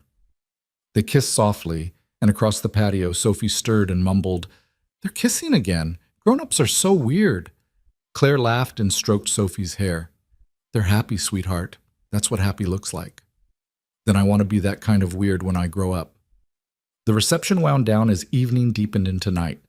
Guests said their goodbyes with hugs and congratulations and promises to get together soon. Marcus and Claire offered to take Sophie for the night so Ethan and Mara could have their wedding night alone, but Sophie protested. "I want to come home with you. It's our first night as an official family. We should all be together." So they drove home together, newly married parents and their daughter, to the house that belonged to all of them equally now. Sophie fell asleep in the car, exhausted from excitement and cake and being the center of attention. Ethan carried her upstairs while Mara unlocked the door, and they put her to bed together with practiced coordination, changing her into pajamas, tucking her under covers, making sure her stuffed elephant was within reach. "Best day ever," Sophie mumbled, already half asleep. "Love you, Daddy. Love you, Mom Mara." "Love you too, Sophie girl," they said in unison, and Sophie smiled before drifting completely into sleep.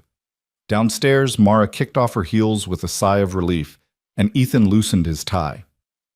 They collapsed onto the couch in the living room, their shared space, their life, and sat in comfortable silence.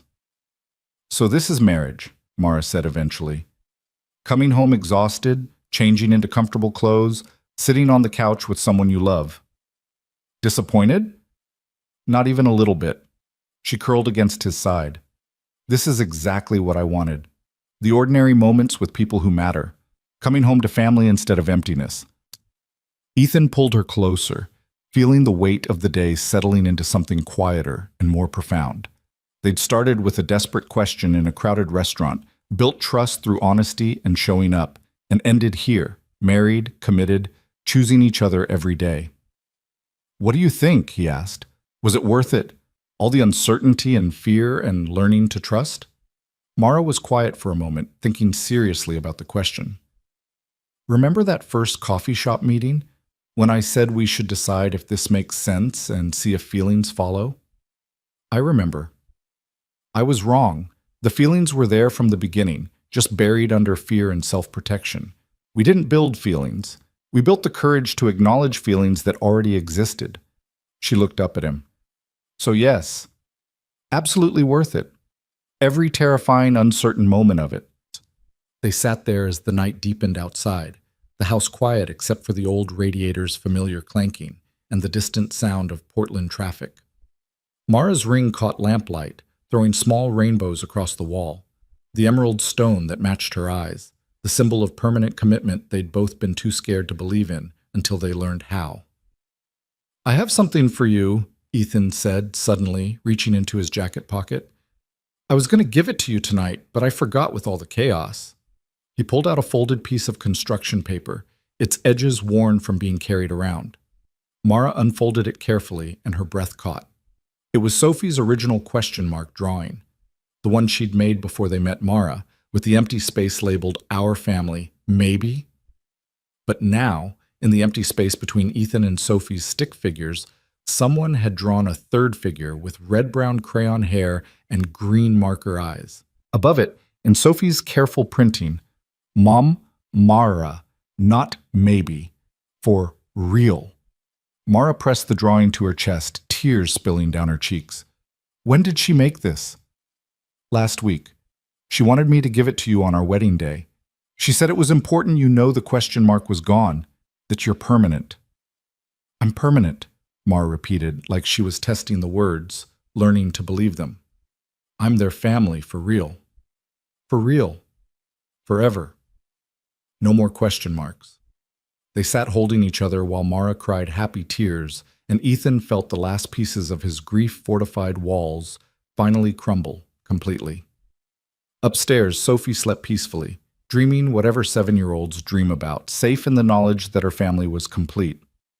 6 months later, on a Saturday morning in April, Ethan woke to the smell of burning pancakes and Sophie's laughter echoing through the house. He found them in the kitchen, Mara at the stove looking flustered, Sophie at the table covered in flour from some baking experiment gone wrong. "We're making breakfast," Sophie announced. "Well, trying to. Mom Mara keeps burning things." "I'm an engineer, not a chef," Mara protested, scraping blackened pancake remnants into the trash. "The instructions said medium heat. This is medium heat." "This is medium high," Ethan corrected, adjusting the burner. "Let me help." They made breakfast together, imperfectly, with too much smoke and not enough edible pancakes, but laughing the entire time. They ate at the kitchen table with syrup and fresh fruit and the easy conversation of people who'd learned each other's rhythms completely. After breakfast, Sophie wanted to go to the park, then to the science museum, then to the ice cream shop even though it was barely noon. They said yes to all of it, spending the day together doing nothing special and everything important. That evening, after Sophie was in bed, Ethan and Mara sat on the porch swing they'd installed last month, watching the neighborhood settle into night. Mara's head rested on Ethan's shoulder, his arm around her waist, both of them quiet and content. "Do you ever think about that Christmas night?" Mara asked softly. "About how insane it was that I proposed to a stranger in a restaurant?" "Every single day." "Do you regret it? Any of it?" Ethan thought about the question seriously, about the fear and uncertainty, the mistakes and misunderstandings, the painful growth required to build something real. He thought about Sophie's drawings and Mara's honest confessions and learning to trust again after loss. "Not for a second," he said finally. "Every hard moment led here. To this porch, this family, this life. I'd do it all again exactly the same way. Even the part where I asked if you could be my new husband before knowing your middle name? Especially that part. That's what made you different. You were honest when everyone else was performing, real when everything else was fantasy." Mara smiled against his shoulder. "For the record, what is your middle name? We've been married 6 months and I still don't know." "James? Ethan James Walker. I like it. Very classic, very dad-like." "What's yours?" "Catherine. Mara Catherine Lewis. Well, Walker now. Mara Catherine Walker." She tested the name out loud, and Ethan heard the wonder in her voice, still amazed, even after months of marriage, that this was real and permanent and hers to claim.